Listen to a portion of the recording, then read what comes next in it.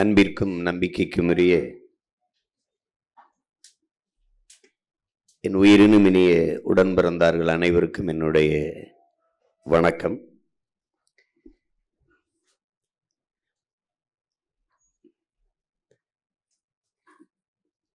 நமக்கு முன்னாடி இருக்கிற இரண்டு பெரிய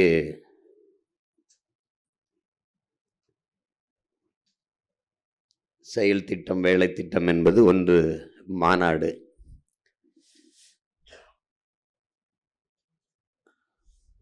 அதுக்கப்புறம் தேர்தல்.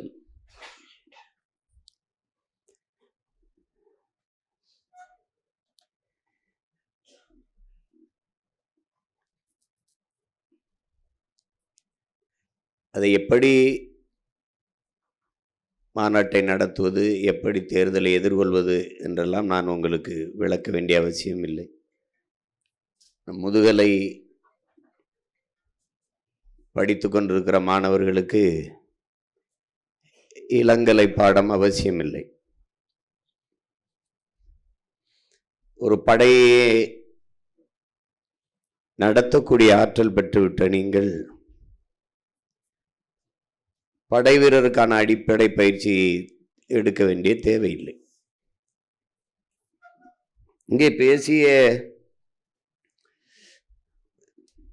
நம்முடைய தம்பிகள், குறிப்பாக அம்மா தமிழ்ச்செல்வி போன்றவர்களாம் சொன்னது, தம்பி திருமுருகன் எல்லாம் சொன்னது,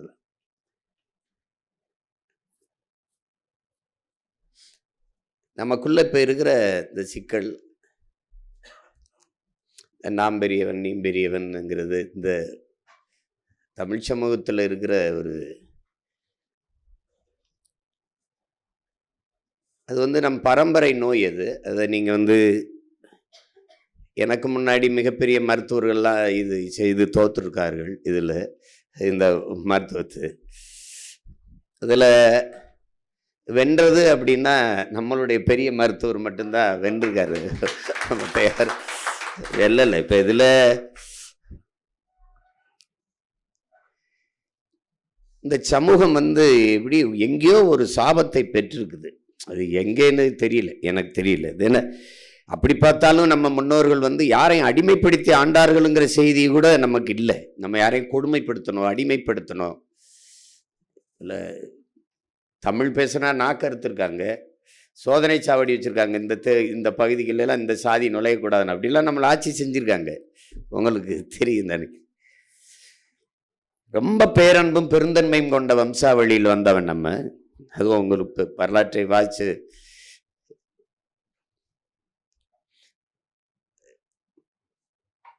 ஆழ்ந்து நம்ம இன வரலாறை வாசிக்கும் போது நமக்கு ஒரு வெறி வரும், கோபம் வரும். ஆனால் அதையும் தாண்டி ஒரு பொறுமையும் நிதானம் வரும். எப்படி விட்டுறக்கூடாதரா வென்றன். அது மாதிரி இந்த இடத்துல என்ன, மற்ற இனங்கள் எல்லாம் தனித்தனியாக வாழுது, ஆனால் கூடி செயல் செய்யுது. நம்ம மக்கள் கூடி வாழ்கிறாங்க, தனித்தனியாக செயல் செய்கிறாங்க, வேலை செய்கிறாங்க. அது ஒரு பெரிய பிரச்சனையாக இருக்குது இங்கே நமக்கு.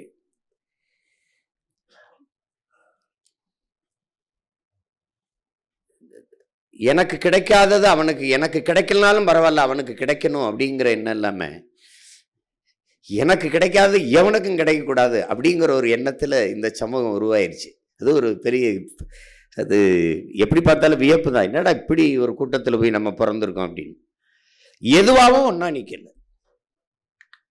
இல்லை சாதியாவா அந்த கர்மத்திலேயாவது ஒன்றா நின்னமா இல்லை, இல்லை மதமாவா அதுலையாவது ஒன்றா நின்னமா இல்லை. சரி, எல்லாத்துக்கும் மேலானது இருக்கு மொழி, இனம், அதுலையாவது ஒன்றா நின்றோமா அதுலேயும் இல்லை. அதனால என்ன ஆகி போச்சு, மண்ணா போச்சு, ஒன்றும் இல்லை. இவன் வர்றான், இவன் மொழி சிறுபான்மைன்னு என்ன சொல்றது, பள்ளி கல்லூரி மருத்துவமனைக்கெல்லாம் அனுமதி பெற்றுக்கிறான். மொழி சிறுபான்மை அப்படின்னு, லிங்குஸ்டிக் மைனாரிட்டின்னு தான் எல்லா இன்ஸ்டியூஷனும் மெடிக்கல் காலேஜெலாம் ஆரம்பிச்சுக்கிறான், மருத்துவக் கல்லூரியெல்லாம். ஆனால் அரசியல் என்று வரும்போது இந்த நிலத்தில் தமிழர்களையே சிறுபான்மைன்னு அடிக்கிறான். வரலாற்றில் எங்கேயுமே மதத்தை வச்சு மனிதர்களை மதிப்பிடுவதில்லை. ஏன்னா முதலில் தோன்றியது மொழி, இனமா சாதி மதமான்னு கேட்டிங்கன்னா முதலில் தோன்றியது மொழி இனம்தான். ரொம்ப பின்னாடி ஒரு 2100 ஆண்டுகள் தான். சரி, புத்தனே எடுத்துக்கிட்டாலும் அவன் தான் ரொம்ப மூத்தவனாக இருக்கான். அவனே விடுதலும் ஒரு 2500 ஆண்டுகள் இருக்கும். அதுக்கு பின்னாடி இயேசு அப்படிலாம் கிறிஸ்தவம்னு பார்த்தாலும் ஒரு 2000, இப்போ என்ன ஒரு 2000 ஆண்டு, 2200, நபிகள் ஒரு 1800 அப்படி இருக்கும். அதுக்கு பின்னாடி அதுக்குள்ள உங்களுக்கு தெரியும், தமிழர்களுக்கு பிறப்பு வழியே சாதி கிடையாது, தொழில் வழியே தான் குடி. அது பிறப்பு சாதிங்கிறது தமிழ் சொல்லு இல்லை. அதான் நம்முடைய தாத்தா புரட்சி பாவலன் சாதி தமிழ் இல்லை, தமிழனுக்கு சாதி இல்லைன்னு சொல்றாரு. எவ்வளவு வழி இருந்தா சொல்லுவார் பாருங்க. இருட்டறையில் உள்ளதடா உலகம், சாதி இருக்கின்றது என்பானும் இருக்கின்றானே தமிழான்னு பாடுறாப்புல. இன்னும் இருட்டில் கிடக்கிறான்டா இந்த படுவாவின்றவுல. அவரே முதலியார் சங்கத்துக்கு தலைவராயிட்டாருன்னா கொடுமை தான். என்ன பண்ற, சகித்துக்கிறான் தமிழன், சகித்துக்கிறான். தமிழனுக்கு எப்பெருமே இல்லைனாலும் பரவாயில்ல, மலை போனா போட்டும், மதம் இருக்குல்ல, மொழி அது செத்துட்டு போட்டும், இன செத்துட்டு போட்டும், மணலெல்லாம் செத்துட்டு போட்டும், ஆறு போனா போட்டு, காடு போனா சாதி இருக்குல்ல, எது விட்டாலும் சாதியை விட்டுறக்கூடாதுன்னு நினைக்கிறேன். அதுல தான் இது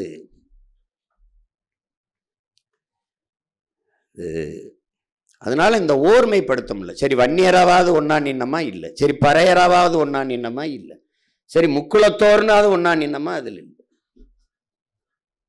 அதனால என்ன ஆயிருதுன்னா, தமிழ் சமூகத்திற்கு ஓர்மை இல்லாதனால வலிமை இல்லை, வலிமை இல்லாதனால அரசியல் இல்லை, அரசியல் இல்லாதனால அதிகாரம் இல்லை. அதனால அது சொந்த நிலத்திலேயே அடிமையா இருக்கு. எவன் சைத்தான், எப்படி சைத்தான்? நீ ஒரு மொழி சிறுபான்மை இந்த நிலத்தில் தமிழர்களை நீ சிறுபான்மைன்னு சொன்னதை நம்பியிருக்கான் பாருங்க.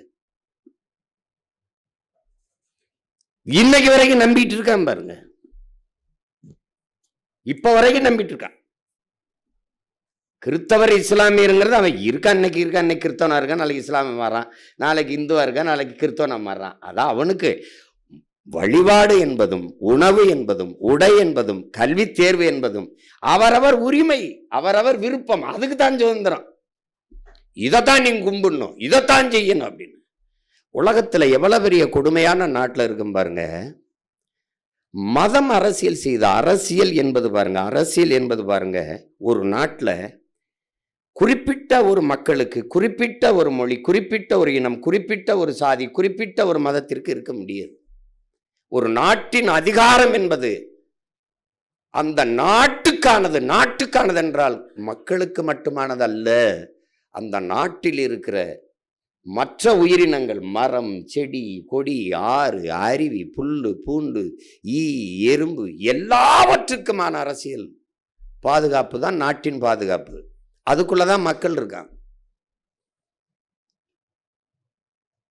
அப்போ ஒரு நாட்டின் ஒட்டுமொத்த குடிகளுக்குமான ஆட்சி ஒரு பொதுமையான அரசாட்சி, அதுதான் அறம் சார்ந்த ஆட்சி.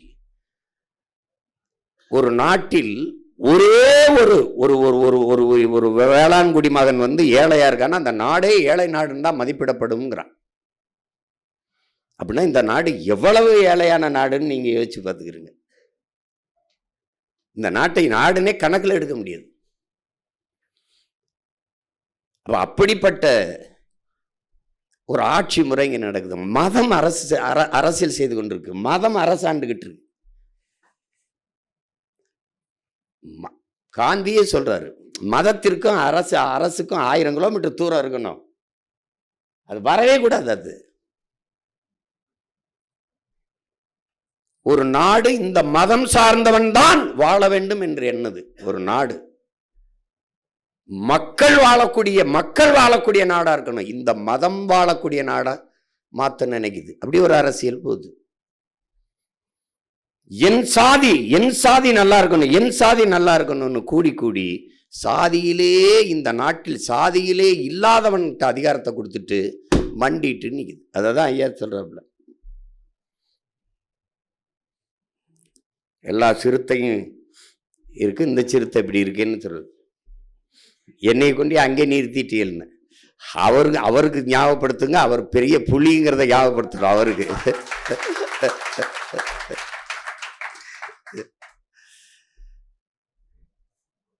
இதனால நாம் அந்த அரசியலை செய்ய வரல, நமக்கு அது அரசியல் இல்லை. உங்களுக்கு விளங்கப்படுத்தியிருக்கேன், இந்த மாநாட்டில் கூட தெளிவாக விளக்கப்படுத்துவோம். நம்ம அது பெரிய வகுப்பு. ஏன்னா நம்ம அரசியல் அப்படி இல்லை, நம்ம உலக பொதுமைக்கான அரசியல். உலகத்தில் இங்கே கன்னடர்கள் அவர்களுக்கு அரசியல் செய்வார்கள், தெலுங்கர்கள் அவர்களுக்கு செய்வார்கள், மலையாளிகள் அரசியல் அவர்களுக்கு செய்வார்கள். நம்ம நிலத்தில் தமிழர்கள் நாம் அவர்கள் எல்லோருக்கும் சேர்த்து செய்வோம். தமிழர்கள் நாம் எல்லாருக்குமான அரசியலை செய்வோம். ஏனால் நாம் மாநில நேயர்கள் அல்ல, உயிர்மை நேயர்கள், உலகை நேசிப்பவர்கள். அதனால்தான் கம்பன், கபிலன், இளங்கோ, வள்ளுவன் எல்லாம் உலகு உலகு உலகு என்று தழுவி பாடுகிறார். தமிழ் கூறும் நல்லுலகன் தான் பாருங்க, அப்படிதான் பாடுறான். அகர முதல எழுத்தெல்லாம் ஆதி பகவன் முதற்றே உலகு என்றுதான் பாடுவான். யாதும் ஊரே ஆவரும் கேளீர், இந்த உலகமெல்லாம் எனது ஊர் தான், வாழும் ஒவ்வொரு மானுடமும் என் உறவினன் என்று பாடுகிறது தமிழ்தான் பாடும். தமிழ்தான் பாடும். தமிழ் ஏன் அவள் பேரன்பின் தாய். அவளுக்கு ஒருதான், அவளுக்கு பகைக்க தெரியாது, ஆனால் பகை வந்தால் அதை மிச்சம் வைக்க தெரியாது. அதுதான் அவள்கிட்ட இருக்கிற ஒரு. ஏன்னால் தமிழன் அறம் சார்ந்து வாழ்ந்து நின்ற மறவன். அவனுக்கு மானம், வீரம், அறம் மூன்றும் உயிர் என்று வாழ்ந்த ஒரு இன கூட்டம் அது. இது மூணு இப்ப இருக்குதான்னு கேட்கக்கூடாது. அதெல்லாம் இப்ப இருக்குதுன்னா, நான் என்னுடைய சீமான் என்கிற ஒரு தனி மனிதன், நான் பிரபாகரன் என்ற பெருந்தலைவனை ஏற்றுக்கொண்ட அவன் மகன், என்னுடைய ஆள் மனதிலிருந்து மனச்சான்றின் வழியா பேசுறேன். நான் இந்த நிலத்தில் நடந்து கொண்டிருக்கிற, நிலவி கொண்டிருக்கிற அரசியலை அறவே வெறுக்கிறேன், அருவருக்கிறேன். இதை முற்றுமுழுதா கொளுத்திட்டு வேற ஒரு அரசியலை கட்டமைக்கணும்னு நினைக்கிறேன். அதனால இந்த இடத்துல அவனோட சேரு இவனோட சேரு கூட்டணி, என் தம்பிட்டு கூட முரளிகிட்ட சொல்லி அனுப்பலாம், பாலமுரளிட்ட. கூட்டணி கிடையாது, இங்க சீட்டணி நோட்டணி தான். என்ன கூட்டணி? கூட்டணினா என்னது? எதுல கூட்டு? எதுல கூட்டு? யார் யாரோட கூட்டு? எவன் கச்சத்தீவை எடுத்து கொடுத்தானோ அவனோட கூட்டு. யாரு? மீட்க போராடுவேங்கிறவன். எவன் இந்தியை திணித்தானோ அவனோடு கூட்டு. யாரு? எதிர்த்து போராடியவன். மாநில சுயாட்சி பேசியவன், மாநில சுயாட்சியை மறுப்பவன், மாநில உரிமையை பறிப்பவனோட கூட்டு. எப்படி கூட்டு? எப்படி? கச்சத்தீவை திருப்பி எடு. இந்த கட்சி, திராவிட கட்சி, மாநில கட்சிகள் கொடுத்ததுதான், திருப்பி எடுக்க வேண்டும் என்ற பேச்சுக்கு இடமில்லை. அவனோடு கூட்டு. எப்படி? நீட்டு, அதை விலக்களிக்க வேண்டும், இவன் கூட்டு. நீட்டை நீட்டியவனோட கூட்டு. இது எப்படிப்பட்ட கூட்டு? ஒரு மாநில உரிமை, அதுல மிக முதன்மையானது நீர் உரிமை. அந்த உரிமை, என் மாநில நிலத்தின் வளத்தின் எல்லாத்தையும் நீ பகிர்ந்துக்கிற. நறுமணம் பெட்ரோலோ, மீத்தேன் ஈத்தேனோ, அல்லது அணு உலையில் வர்ற மின்சாரமோ, பழுப்பு நிலக்கரியில் வர்ற மின்சாரமோ எல்லாம் பகிர்ந்துக்கிறீங்க. நான் பொதுமையில் இருக்கேன், இந்தியனா இருக்கேன். ஆனால் அவரவர் நீர்வளம் அவரவருக்கு என்று அங்கங்க நின்னுகிற நீ. கர்நாடகா ஒன்னி நின்னுகிற, முல்லை பெரியார்ல நின்னுகிறான். இவன் முல்லை பெரியாற்று நதிநீர் உரிமையை காப்பாற்ற நம்ம போராடிட்டு இருக்கோம், அவன் ஈவேரா பெரியாரை காப்பாற்ற போராடிட்டு இருக்கான். அது ஒரு கூட்டம் கிடக்குது. ஆனா பகுத்தறிவுங்கிற சொல்லு எவ்வளவு கேவலமானதா ஆயிடுச்சு இவங்கள்ட்ட மாட்டிக்கிட்டுங்கிறது இப்பதான் பாக்குறவங்க. இந்த பெண்ணிய உரிமை, பெண்ணிய விடுதலை எல்லாம். ஆனால் எழுதி வை இந்த நிலத்தில் இவங்க பேசுற இந்த வெட்டு பெண்ணிய உரிமை பிரபாகர மகன் செருப்பாலே அடித்து தகர்க்கல. நீ பார்த்தே இரு, அவன் பேசிக்கிட்டே இருப்பான், நாங்க செஞ்சுக்கிட்டே இருப்போம். எங்க ஊர்ல திண்ணையில பேசிட்டு இருப்பாங்க, 4-5 பேர் உட்காந்து வெட்டி பேச்சா பேசி. அவங்க விலங்காப்பையை வெட்டி பேசி வாடா, நமக்கு காட்டில் 1008 வேலை கிடக்கு, போய் உழுவம்டா வாடான்னு கூட்டிப்பான் பாருங்க. அந்த வேலையை நாங்க செஞ்சுக்கிட்டு இருப்போம், அவர் உட்காந்து கருத்து சொல்லிட்டு இருப்பான். ஒரு எண்ணத்தை கண்ணையானா சமாளிக்கலாம், ஒவ்வொருவரும் எண்ணத்தை கண்ணையாவா இருக்கான். எண்ணத்தை போய் எண்ணத்தை அது. அதனால ஆழ்ந்து பார்க்கும்போது இது கொஞ்சம் வலியானது தான். இவங்க இதோட கூட்டு. இவன் ஊழல் செய்து விட்டாருன்னு கைது பண்ணி உள்ள போடுவான், நல்லா கவனிக்கிறீங்களா? அவன் நடவடிக்கை எடுப்பான். கடைசியா ஊழல் செய்த கட்சியோட அவன் கூட்டணி வைப்பான், இவனும் மானம் கட்டு போய் அவனோட கூட்டணி வைப்பான். இப்படி ஒரு கூட்டணி, இதுக்கு பேரு கூட்டணி. இதுல எந்த கூட்டணி வெல்லும் என்ற விவாதம் வேற. வாக்குக்கு காசு கொடுத்து வாக்கை வாங்கிவிட முடியும் என்கிற ஒரு அமைப்பு எவ்வளவு அருவருக்கத்தக்கது, எவ்வளவு அருவருக்கத்தக்கது. அப்ப வாக்குக்கு காசு கொடுத்தால் வாக்கை வாங்கி கொள்ளலாம் என்கிற நிலை இருக்கும் போதே மக்களுக்கு சேவை சேவை என்ற சொல் செத்துருது. அந்த நாட்டில் உண்மை, நேர்மை, எளிமை, தூய்மை என்கிற நிர்வாகம் என்பது கனவிலும் இருக்காது. என்ன காமராஜ் 9 வருஷம் நம்ம தாத்தன் இருந்தான், அவங்க காலத்துல அது சிறப்பு. இன்னைக்கு அவங்க பேரம்பிள்ளை காலத்துல நமக்கு 5 ஆண்டு 10 ஆண்டு இருந்தா உலகத்தின் தலை சிறந்த நாடா நம்ம மாற்றி படைக்க முடியும். நீ அதே தான் நீ 50 வருஷமா பேசிட்டு இருக்க, காமராஜ் ஆட்சி காமராஜ் ஆட்சின்னு. ஏன் அதுக்கு பின்னாடி வந்தாலும் காவாலி பயில் ஆயிட்டான்.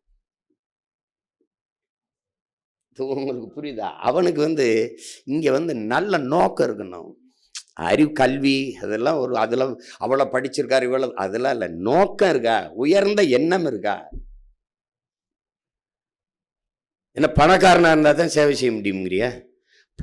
பாஞ்சாலங்குறிச்சின்னு படம் எடுக்கும்போது நான் அப்போ ஒரு காளையார் கோயில் கோபுரத்தை எடுத்து போடணுன்னு அந்த சின்னவனே தென்னவனே அந்த பாட்டு ஒன்று இருக்கும், அதில் ஒரு பாட்டு இருக்கும்.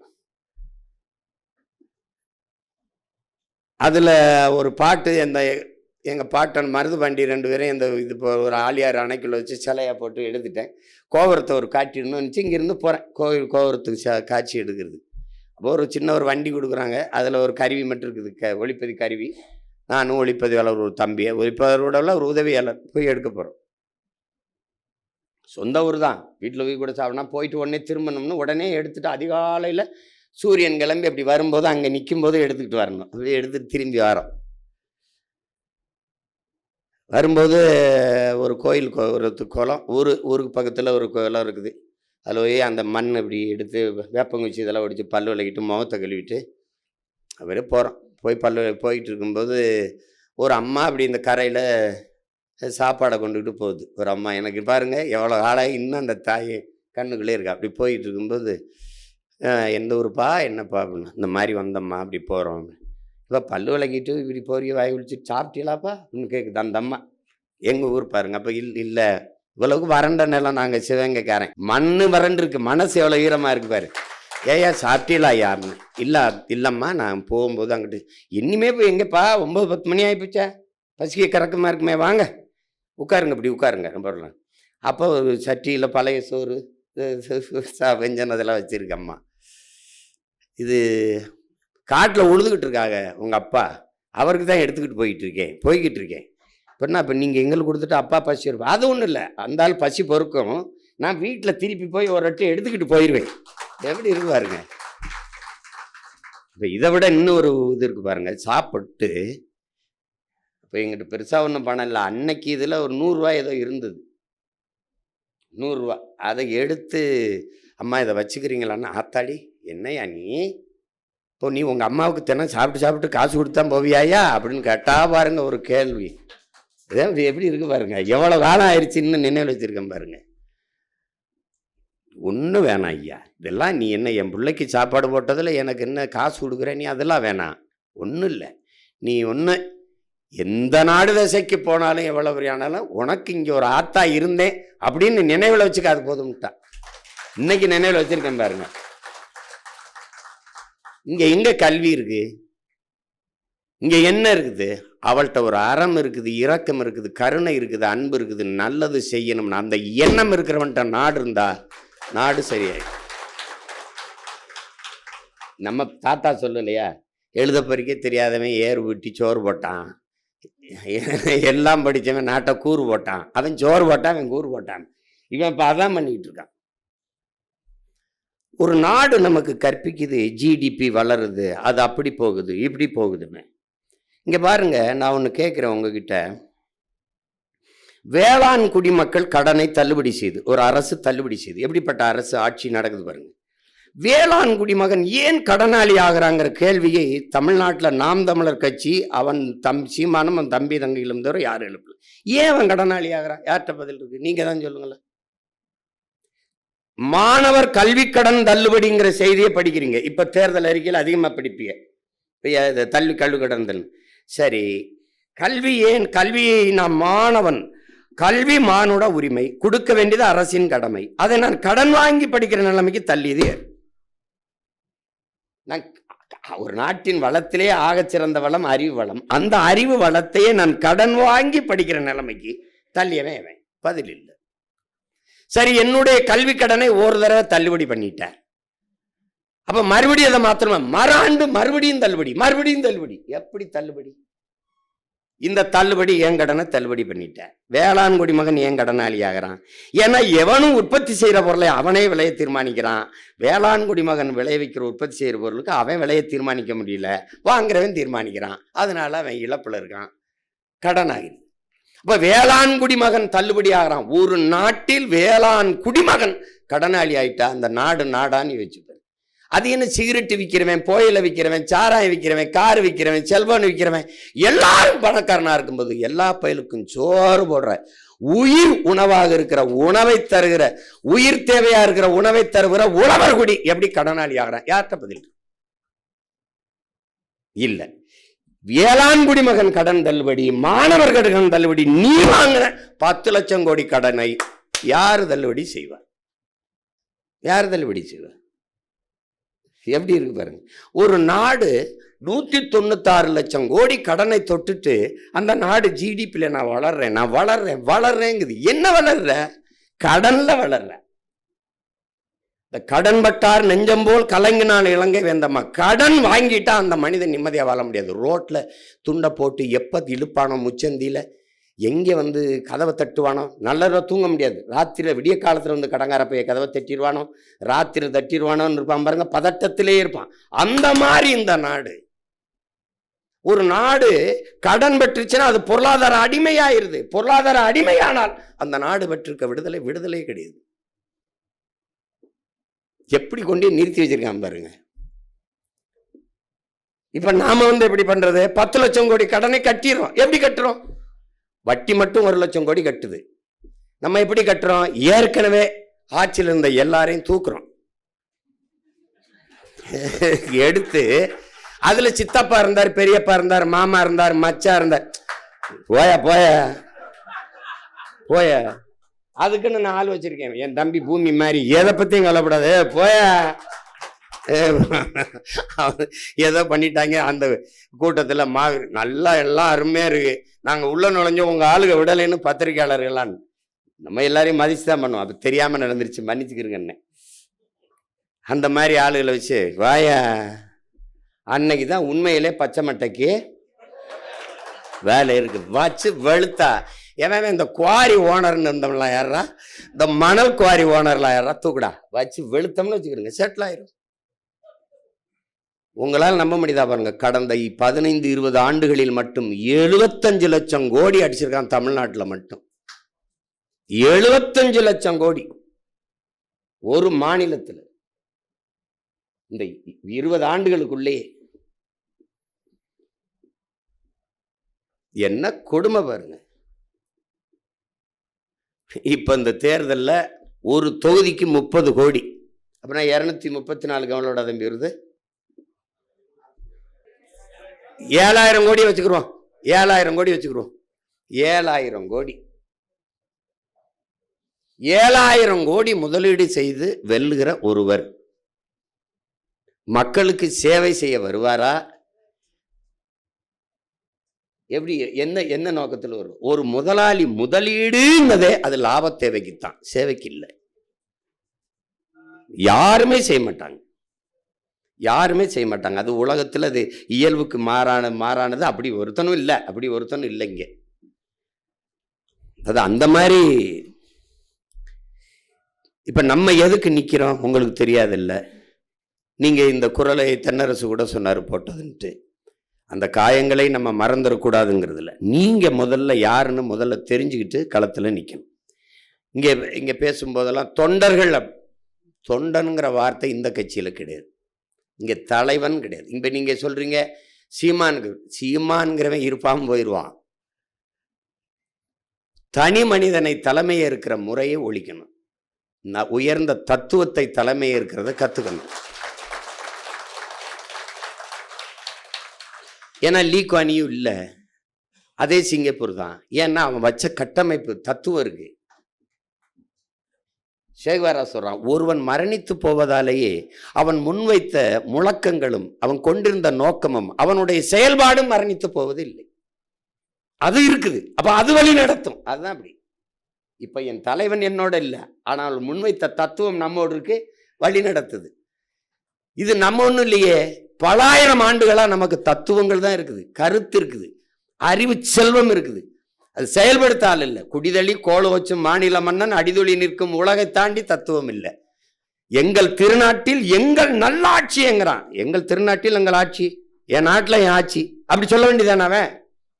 எங்கள் திருநாடு, அதில் எங்கள் நல்லாட்சிங்கிறான். புரியுதா உங்களுக்கு?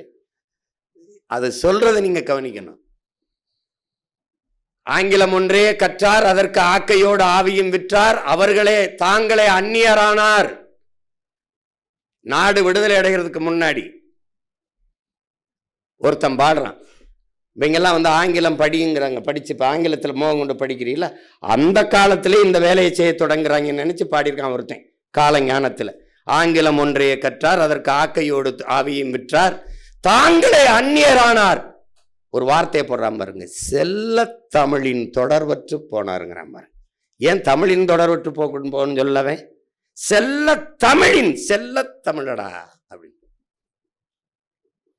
அது மாதிரி எங்கள் திருநாட்டில் எங்கள் நல்லாட்சிங்கிற ஆட்சி அப்படின்னு சொல்லலவே. அதை நிறுவுறதுக்கு நிக்கிறோம்ங்கிறத நீங்க கவனத்தில் வச்சுக்கணும். நீங்க எல்லாரும் பன்னெடுங்காலமாக அடிமைப்பட்டு கிடக்கிற தமிழர் என்கிற தேசிய இனத்தின் விடுதலைக்கு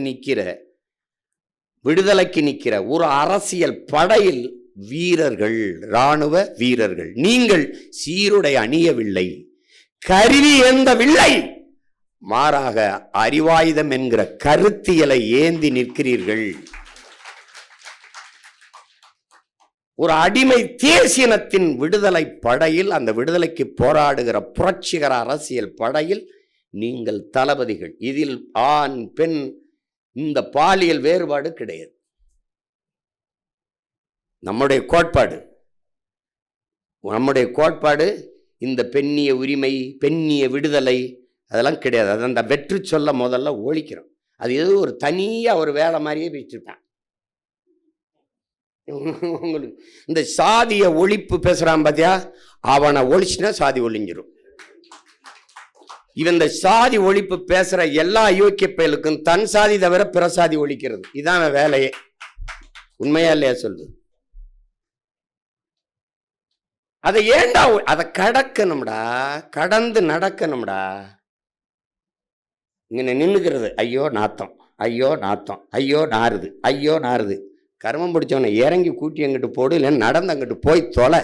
இங்கே நின்று நாறுதுன்னு பேசிருப்பான். ஒரு புரிதா?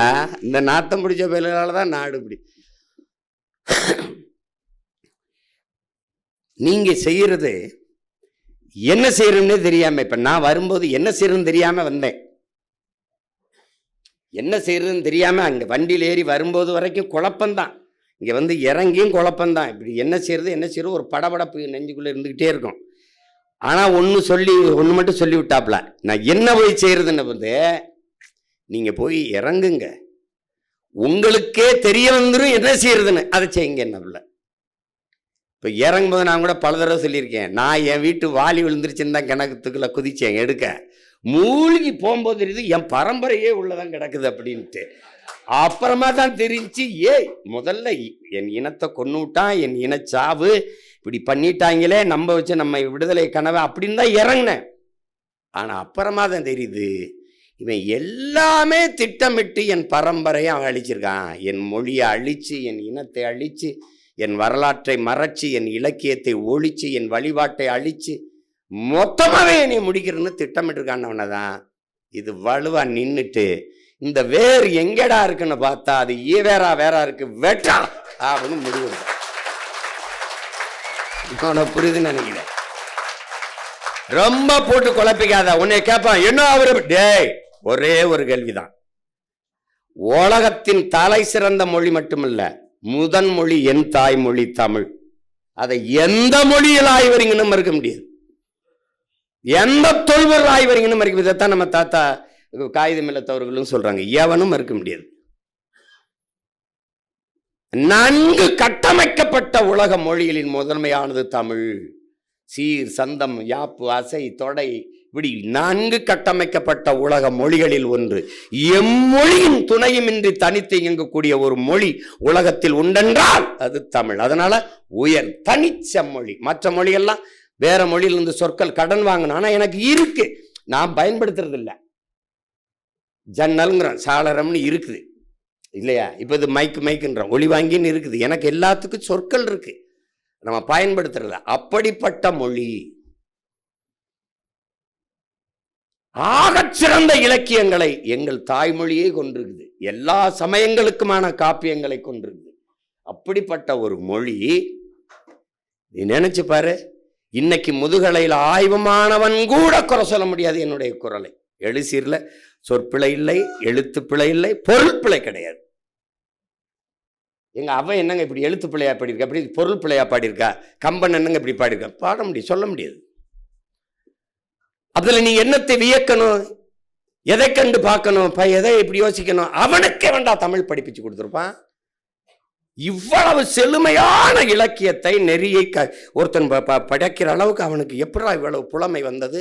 அதை பார்த்தீங்கன்னா அவனை அதை தேடி போனீங்கன்னா 5000 ஆண்டுகளுக்கு மூத்த இலக்கண நூல் தொல்காப்பியம்னா அவனுக்கு இவன் படிப்பிச்சிருப்பான். அப்படி தேடி போனீங்கன்னா அவனே என்பனார் புலவர்னு 100 இடத்துக்கு மேல சொல்றான். என்பனார் புலவர் அவனே.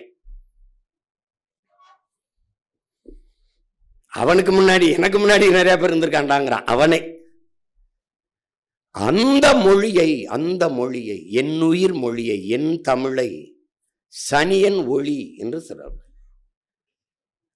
அத ஒரு கேள்வி நமக்கு வருது. இத தெலுங்குல என்ன இருக்கு? ஒளி. கன்னடத்துல என்ன இருக்கு? சனியன் ஒளி. இது மலையாளத்தில் என்ன இருக்கு? கர்மாத ஒளிச்சு விடு. அப்படி சொல்லிட்டு ஒருத்தன் உயிரோட நடமாடி இருக்க முடியுமாங்கிற கேள்வி நீ எழுப்பாக்கணும். தமிழ்ல என்ன இருக்கு? சனியன், அத ஒளி. அது ஒரு காட்டு மிராண்டி மொழி. அதை படிச்சா வேலை கிடைக்குமா? அந்த தமிழா உன்னைய படிக்க வச்சது தாய்ப்பால் பைத்தியங்களை. எப்படி இருக்கு பாருங்க. அதை படித்தால் பிச்சையோட எடுக்க முடியாது. இதுதான், இது ஒருத்தருடைய கருத்து. திருப்பி தமிழர் அரசு என்று பேசுவதெல்லாம் இன எழுச்சிக்கு எதிரானது. உங்ககிட்டே கேட்கிறேன், இது எந்த இன எழுச்சிக்கு எதிரானது? தமிழர் அரசு என்றெல்லாம் பேசுவது இன எழுச்சிக்கு எதிரானது என்றால் எந்த இன எழுச்சிக்கு எதிரானது? நீங்க சொல்லுங்க. அப்படின்னா எப்படி? அப்ப தமிழர் அரசு என்று பேசுவது இன எழுச்சிக்கு எதிரானது என்றால்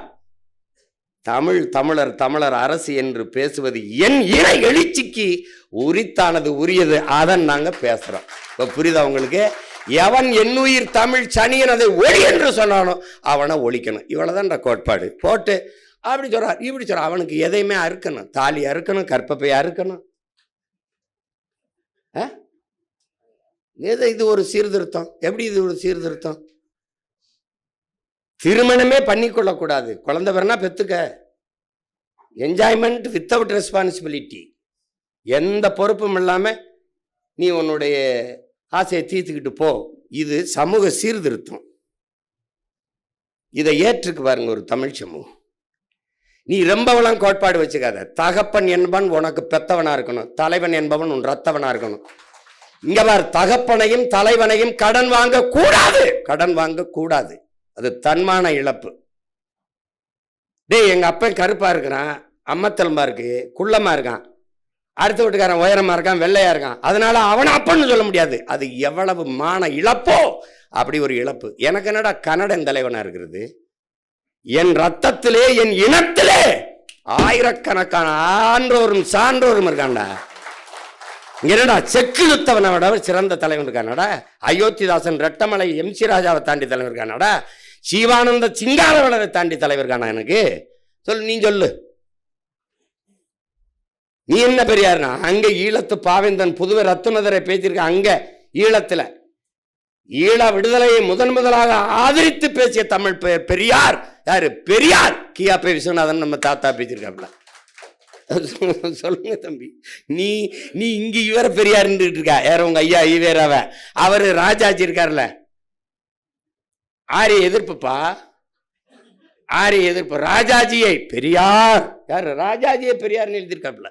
இப்ப எந்த பெரியார்? நம்ம பெரியாருப்பா.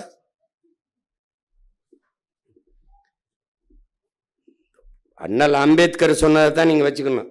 நம் மீது சுமத்தப்பட்ட சாதி இழிவை துடைத்தெறிய போராடாமல் இருப்பதை விட செத்து ஒழிவது மேலானதுன்னாரு. அதே வாசகத்தை திருப்பி போடு. நம் மீது சுமத்தப்பட்ட திராவிட இழிவை, திராவிட தீண்டாமையை துடைத்தெறிய போராடாமல் இருப்பதை விட செத்து ஒழிவதை மேலானது. தன்மானமிக்க ஒவ்வொரு தமிழனும் பிறவி கடமையாக எடுத்து செய்யணும். பேத்தெரியணும்டா. திராவிடம்ங்கிற சொல், திராவிடம்ங்கிற அடையாளமே இருக்கக்கூடாது. இவ்வளவு தூரம் கொண்டு வந்து நிறுத்திட்டான். இவ்வளவு தூரம் விட்டு போயிரும் நினைக்கிறியா நீ? என்ன நம்ம எத்தனை ஆண்டுகளாடா முருகனை கும்பிட்டாங்க. இப்ப எந்த முருகன்டா சிலையா இருக்கு?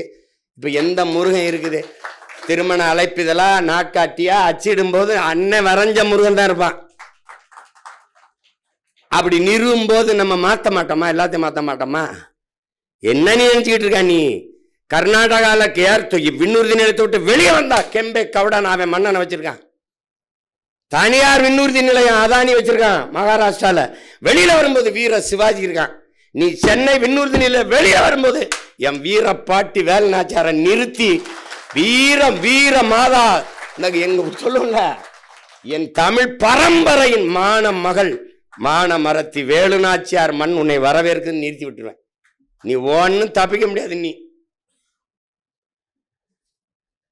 நீ இந்த மதுரை விண்ணூர்தி நிலையத்துக்கு வந்து எங்கள் தாத்தா முத்துராமணி தேர் பேரில் ஒரு தூக்கி தருது, தாத்தா இமானுவல் தேரில் வைக்க தருது.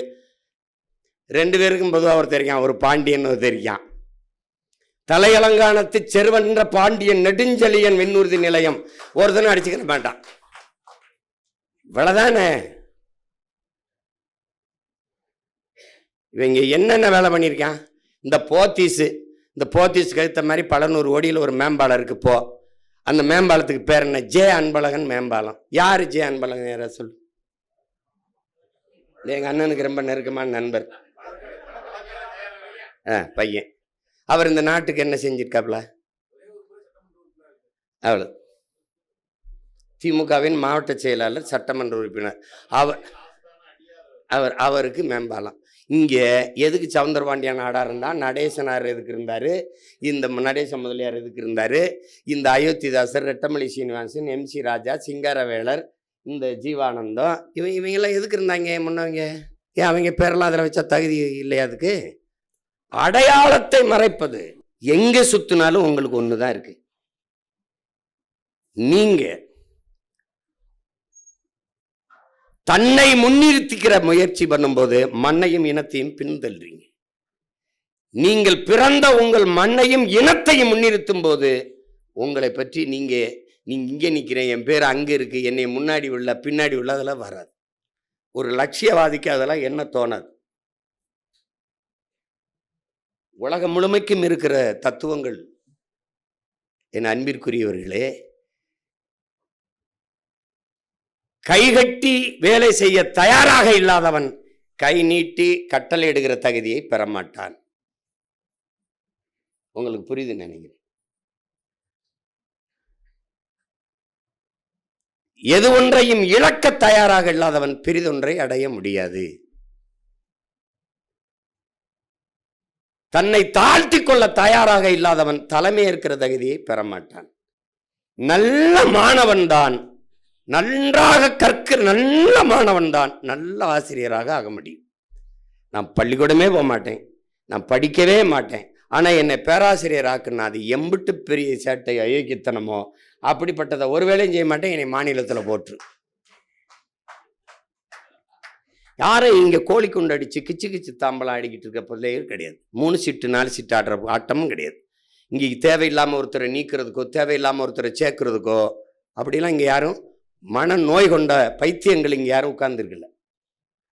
ஒரு தேசியன விடுதலை என்கிற புனித கனவை கொண்டு நிற்கிற போராளிகளின் கூட்டம் இது.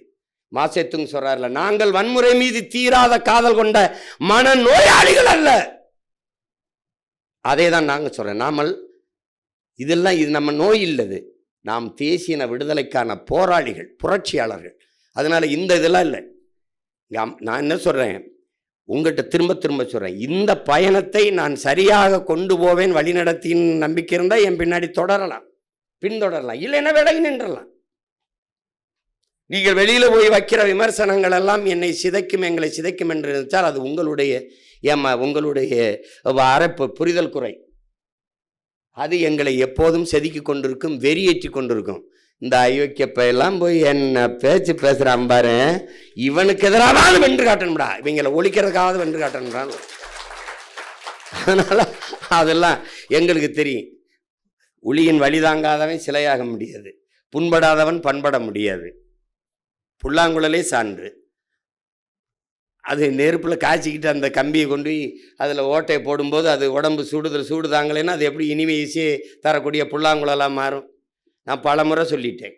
முந்தி கொண்ட முதல்கள் கோயிலின் படிக்கல்லாக இருக்குது, கடைசி வரை காத்திருந்த கல் தான் கலசம் ஏறுதுன்னு. கோயிலில் சிலையாக இருக்கிறதும் ஒரே மலையில் வெட்டப்பட்டது தான். படிக்கல்லா வாசலில் ஏறும்போது மிதிபடுற கல்லும் ஒரே இதில் வெட்டப்பட்டது தான். அப்போ என்ன பண்ணுது, கோயில் நட சாத்திட்டு போன பிறகு, குருக்கள் போன பிறகு, இந்த வாசலில் கிடக்கிற கல் அந்த உள்ளே இருக்கிற சிலை இருக்கிற கல்லுக்கிட்ட பேசுது, டே மச்சான், 2 பேரும் ஒன்றா தானடா ஒட்டி இருந்தோம், ஏன்னா என்ன போகிற வரலாம் மிதிச்சிட்டு போகிறான், உடனே விழுந்து பாலாபிஷேகம் பண்ணுறான், நெய் அபிஷேகம் பண்ணுறான், விழுந்து மாலையை போடுறான், விழுந்து கும்பிடுறானடா, எல்லாரும் உன்னை வணங்குறான், என்னை மிதிக்கிறானடா, என்னடா கொடுமைன்றான். அதெல்லாம் ஒன்றும் கொடுமை இல்லை மச்சான், நீ அந்த மலையில் ஒன்றா தாண்டா ஒட்டிக்கிட்டு கட்டிக்கிட்டு தாண்டா இருந்தோம், அவன் 2 அடி அடித்தவொன்னே டப்புன்னு நீ விழுந்துட்டாடா, வழி தாங்காமல் கீழே விழுந்துட்டா, உன்னை தூக்கி கீழே போட்டு மிதிச்சுக்கிட்டு இருக்கான். நான் பாடுறா, அப்படியாடா, இந்த மூக்கு இருக்கு பாடுறா மச்சான், இதுக்கு 3000 அடி வாங்கியிருக்கேன்டா. இந்த கண்ணு பாடுறா, கணக்கில்லாத அடிடா, கணக்கில்லாத அடி. இந்த காது, ஐயோ அடிச்சாம்பார் அடி. அது மாதிரி இந்த உடம்புல பாடுற அந்த கை காலு வலி, உடம்பு பூரா வலிடா மச்சான். அந்த ஊழியின் வழிதாங்கி நான் நின்னதுனால மக்கள் வழிபடுற இடத்துல இருக்கே, நீ வழிதாங்காம விழுந்ததுனால மிதிபடுற இடத்துல இருக்க. இதுதான் வாழ்க்கை. இதை புரிஞ்சுக்கணும். நீங்க உங்களுக்கு பொறுப்பு வரணும்னா நீங்க ஒரு வரலாற்றை படிச்சிங்கன்னா அது உங்களுக்கு பொறுப்பு வந்துடும். அது நமக்குன்னு ஒரு வரலாறுன்னு இல்லை, செய்திகள் இலக்கிய சான்று தான் இருக்கு. நம்ம எடுத்து சொல்கிறோம். நீங்கள் கண்ணு முன்னாடி நம்ம இனச்சாவை பாருங்கள், இன்னைக்கு நம் நிலமும் மக்களும் நிற்கிற நிலைமையை பாருங்கள். எந்த உரிமையும் இல்லை, காற்று இல்லை, நீர் இல்லை, நஞ்சில்லாத உணவு இல்லை. பிறக்கிற குழந்தை ஏன் புற்றுநோயாக பிறக்குது, புற்றுநோயோட பிறக்குதுங்கிற கேள்வியை எழுப்புனீங்கன்னா உங்கள் பொறுப்பும் கடமையும் உங்களுக்கு உணவு வந்துடும். இப்போ அந்த இடத்துல போட்டி இருக்கணும். என் தம்பி சொல்கிறான், அந்த தொகுதியில் 400க்கு மேற்பட்ட இதை கொடுத்துட்டாங்க, ஏதோ தேனியில் ஏதோ ஒரு இதில் சொன்னான், போடியில் கொடுத்துட்டாங்கன்னு. அது மாதிரி போட்டி போடும். இன்னும் BLA 2 அந்த இதை கொடுக்கறதுக்கெல்லாம் பொறுப்பு வரணும். பொறுப்புன்னு சொல்கிறது காரணம், பொறுப்பாக அந்த வேலையை செய்வார்கள், அதனால் அவர்கள் பொறுப்பாளர்கள் அப்படின்னு போடுறோம். நீங்கள் அந்த இடத்துல பொறுப்பாக இல்லைன்னா அந்த வேலை பொறுப்பற்று போயிடும். இதெல்லாம் உங்கள் அடிப்படை கடன் வேலை. அதான் ஒவ்வொருத்தரையும் நினைவூட்டிக்கிட்டு இருக்க வேண்டியிருக்கு. ஏப்பா அதை கொடுத்துட்டீங்களா, ஏப்பா அதை செஞ்சிட்டீங்களா. 2வது, உங்களுக்கு இந்த மாதிரி என் தம்பி சொன்ன மாதிரி மிக வேலையை எளிதாக பிரித்து கொடுத்தேன். இந்த தென்னரசு கூட சொன்னார், நீங்கள் மொத்தமாக இருக்க முடியாது, வளர்கிற பிள்ளைகள் நம்ம எளிய சுமை. ஆமாம், இனிய இனிய இனிய பயணம், அது எளிய சுமை அப்படின்னு நான் சொன்னேன். வேலையை சிறிதாக்கு, வெற்றியை எளிதாக்குன்னு பிரித்து கொடுத்தேன். அந்த வேலையை சிறிதாக்குறது என்னன்னா, நீங்கள் யாராவது இருங்க, உங்கள் வாக்ககத்துக்கு போயிருங்க. நீங்கள் மாநிலத்தில் ஒருங்கிணைப்பாருங்க, மண்டலத்தில் இருங்க, இளைஞராக இருங்க, இல்லை மாணவர் பாசம், மீனவர் பாசனம், மகளிராக, உங்கள் வாக்ககம் எது, நீங்கள் எங்கே ஓட்டு போடுவீங்க அந்த இடத்துல போய் நின்றுக்கிறீங்க. உங்களோடு வேலை செய்ய ஒரு 8 பேரை குறைஞ்சது சேர்த்துக்கிறீங்கன்னு சொல்லுது கட்சி. 10 பேரை கூட சேர்த்துக்கிறீங்க, 8 பேர் அது சேர்த்துக்கிறீங்க. அது ஒரு பூத்து ஏஜென்ட்டுனோ வாக்கக முகவர்னோ அந்த கட்சி சொல்ல விரும்பலை. கிளை என்று சொல்ல விரும்புது. அந்த கிளையை கட்டிட்டு நில்லுங்க. உங்கள் இலக்கு ஒண்ணு வச்சுக்கிறீங்க. என் வாக்குகத்தில் வெற்றி வாக்கு என் இலக்கு, இவ்வளவுதான். நீங்க அங்க போய் இது திமுக நிக்குது, அதிமுக நிக்குது, அது எவன் நிக்கிறான்ல, நான் நிக்கிறேன் இங்க, அதுதான் இங்க. ஏன் நீ புலி 1000 விலங்குகளோட நின்னாலும் தனிச்சு நிக்கிற திமிரோட நிக்கும். தனியா நிக்கும். 1000 மிருகம் சுத்தி நின்னாலும் புலி தனியா நிக்கும். தனித்து நின்றாலும் 1000 மிருகங்களோடு நிக்கிற திமிரோடு நிக்கும். அப்படி நீ அங்க போய் நின்னுக்கணும். நீ ஏன் நீ வந்து நாடே வெல்லணும்னு நீ நினைக்கிற? அது உன் வேலை இல்லை. நாடே தோத்தாலும் சரி என் தொகுதியில் நான் வெல்லுவேன். அது யாருக்கு வேணும்? ஒவ்வொரு வீரனுக்கும் வேணும். என் தொகுதியை தோற்றாலும் சரி என் வாக்ககத்தில் நான் வெல்லுவேன். அப்படி ஒவ்வொரு வீரனும் முடிவெடுத்து விட்டால் தொகுதி வெல்லும், நாடு வெல்லும். இவ்வளவுதான். That's all your honour. தலைவர் என்ன சொல்றாரு? எவ்வளவு எத்தனை கிலோமீட்டர் பயணமானாலும் ஒரு காலடி தடத்தில் தான் தொடங்கி ஆகணும். நம்ம ஊர்ல சொன்ன 1 100 ஒருமிக்க 100 நம்ம ஊர்ல 1 போட்டுதான் அப்புறம் 1 லட்சம் போடணும். நீங்க எடுத்தோடனே 1 லட்சம் அப்படி பண்ண முடியாது. இதைதான் மார்ட்டின் லூதர் கிங் நமக்கு என்ன சொல்றான்? நீ ஏண்டா மொத்தமா அப்படி பார்த்து 100 படிக்கட்ட பார்த்து அப்படி இப்படி பார்த்துக்கிட்டு இருக்கடா, கிறுக்கு பல இப்படி பாரு, 5 படி தாண்டா இருக்கும் என்ன சொல்றான்? நேரா இப்ப நான் பார்த்தா எனக்கு 5 படி இருக்கு. ஏறி அங்க போயிட்டேன்னா அங்கிருந்து பார்த்தா 5 படி தான் இருக்கு. இப்படி 100 படி அப்படி பார்க்காதடா பைத்தியக்கார பல. முதல்ல நம்பிக்கையோடு ஒரு படியில் முதல் அடியை எடுத்து வைடாங்கிறான். அதுதான் இப்ப. அப்ப உன் வேலை என்ன? போப்பாங்க. நாளைக்கு அவர் கேட்பாரு, என் பூத்துல இந்த பாருண்ணே அண்ணே வெற்றி ஓட்ட தொட்டேன், என் பூத்துல அதிக வாக்கு. இப்படி ஒவ்வொருத்தனும் காட்டிட்டா நாடு நம்ம கையில். அங்க போய் என்னைய மதிக்கல, என்னை கூப்பிடல, இது ஒருங்கிணையில, அவன் வேலை இவன். அங்கிருந்து ராத்திரியில எனக்கு செய்தி, நாமளே பெரிய செய்தி, நமக்கு ஒரு செய்தி போடுறான் பாருங்க. ஒரு வேலையும் இங்க நடக்கவில்லை. இந்த மாநில ஒருங்கிணைப்பாளர் ஏனென்றே தெரியவில்லை. அவர் அங்க நான் எவனை பிடிச்சி எழுப்புறது போட்டு ஏப்பா அந்த ஒருத்தர் இருக்கான்ல ஊருக்கு இழைச்சவன் பிள்ளையார் விளாண்டி மாதிரி, இந்த பாக்கியராஜா அவன் அதை கவனிக்கிறான்னு போட்டு எப்பா அதை பாருப்பா, எப்பா ஏய் அது என்ன பாருப்பா. அப்புறம் அந்த பகுதியில் எவனாவது இருக்கானா நம்மளை மாதிரியே பாவப்பட்டவன் 2 பேர் இருப்பான். இந்த பெஞ்சு இந்த பக்கமெல்லாம் பெஞ்சுக்கு தள்ளிடுறது. டே பெஞ்சு இது என்னன்னு பாடுறான், இந்த கட்டு வரேன். ஐய கொஞ்சம் புரிந்துணர்வோடு நீங்க போட்டி பொறாமை வேணாம்னு நான் சொல்லலை. பொறாமைனா என்ன? ஒருவேளை இவன் வந்து அதிக ஓட்டு வாங்கிடுவானோ, அண்ணன்ட்ட நல்ல பேர் வாங்கி போறாம இருக்க, அவனை விடக்கூடாதுன்னு சொல்லக்கூடாது, நாம விட்டுறக்கூடாதுன்னு நினைக்கணும். நீ நினைக்கிறா அவனை விடக்கூடாது, எப்படியாவது ஒழிச்சு போறணும். சரிதான் என்ன என்னடா அதுதான் உண்மையா? பாருங்க, இதை ஒழிக்கணும். நீங்க புதிதாக இந்த பயணத்தை தொடங்கி வரல. தலைவர் 35 ஆண்டு போராடி இருக்காரு. 35 ஆண்டுகள் ஆயுதமேந்தி சரியா 30 ஆண்டுகள்.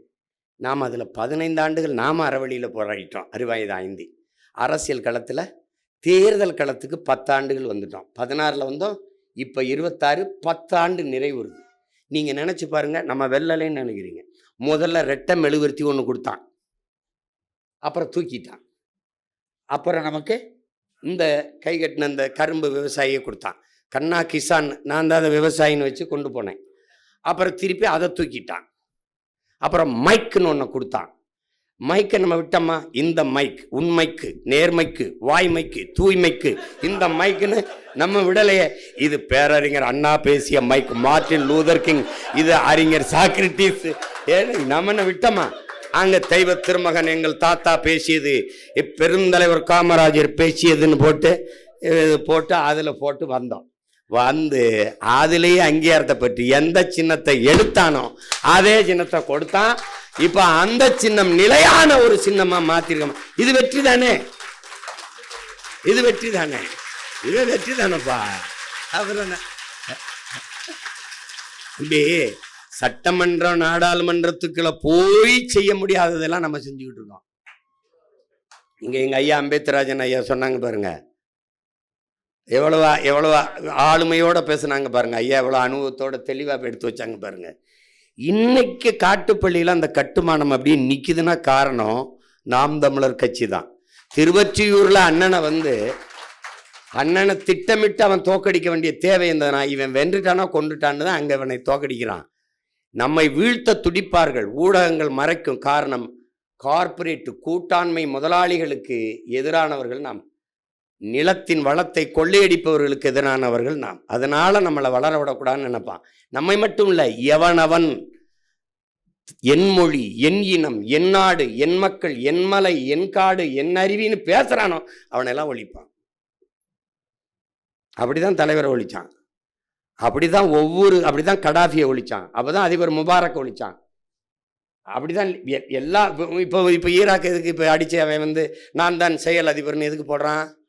இப்படிதான். ஏன்னா என் நிலம், என் வளம், என் மக்களுக்கு நின்னான்னா வளவேட்டைக்கு நிற்கிறவன் அடிப்பான். உங்களுக்கு புரியுதுன்னு நினைக்கிறேன். இதுதான் இங்க இருக்கிற சிக்கல். அப்ப அதனால நம்ம இதையெல்லாம் தாண்டி அவன் எதுக்காக நம்மளை வீழ்த்த நினைக்கிறானோ நம்ம அதுக்காக தான் நம்ம வெல்ல நினைக்கிறோம். அதுல கவனமா இது பண்ணும். நீங்க செய்யற வேலை ஏதோ சின்ன வேலை கட்சின்னு நினைக்கிறீங்க. நீங்க இப்ப நமக்கு கூட்டணி வைக்கிறதுக்கு எவ்வளவு நேரம் ஆயிரும்னு நினைக்கிறீங்க? எவ்வளவு நேரம் ஆயிரும்னு நினைக்கிறீங்க? எனக்கே கூட அவங்க பேசும்போது என்னடா ரொம்ப கஷ்டமா இருக்க, போயிடுவோமான்னு கூட கை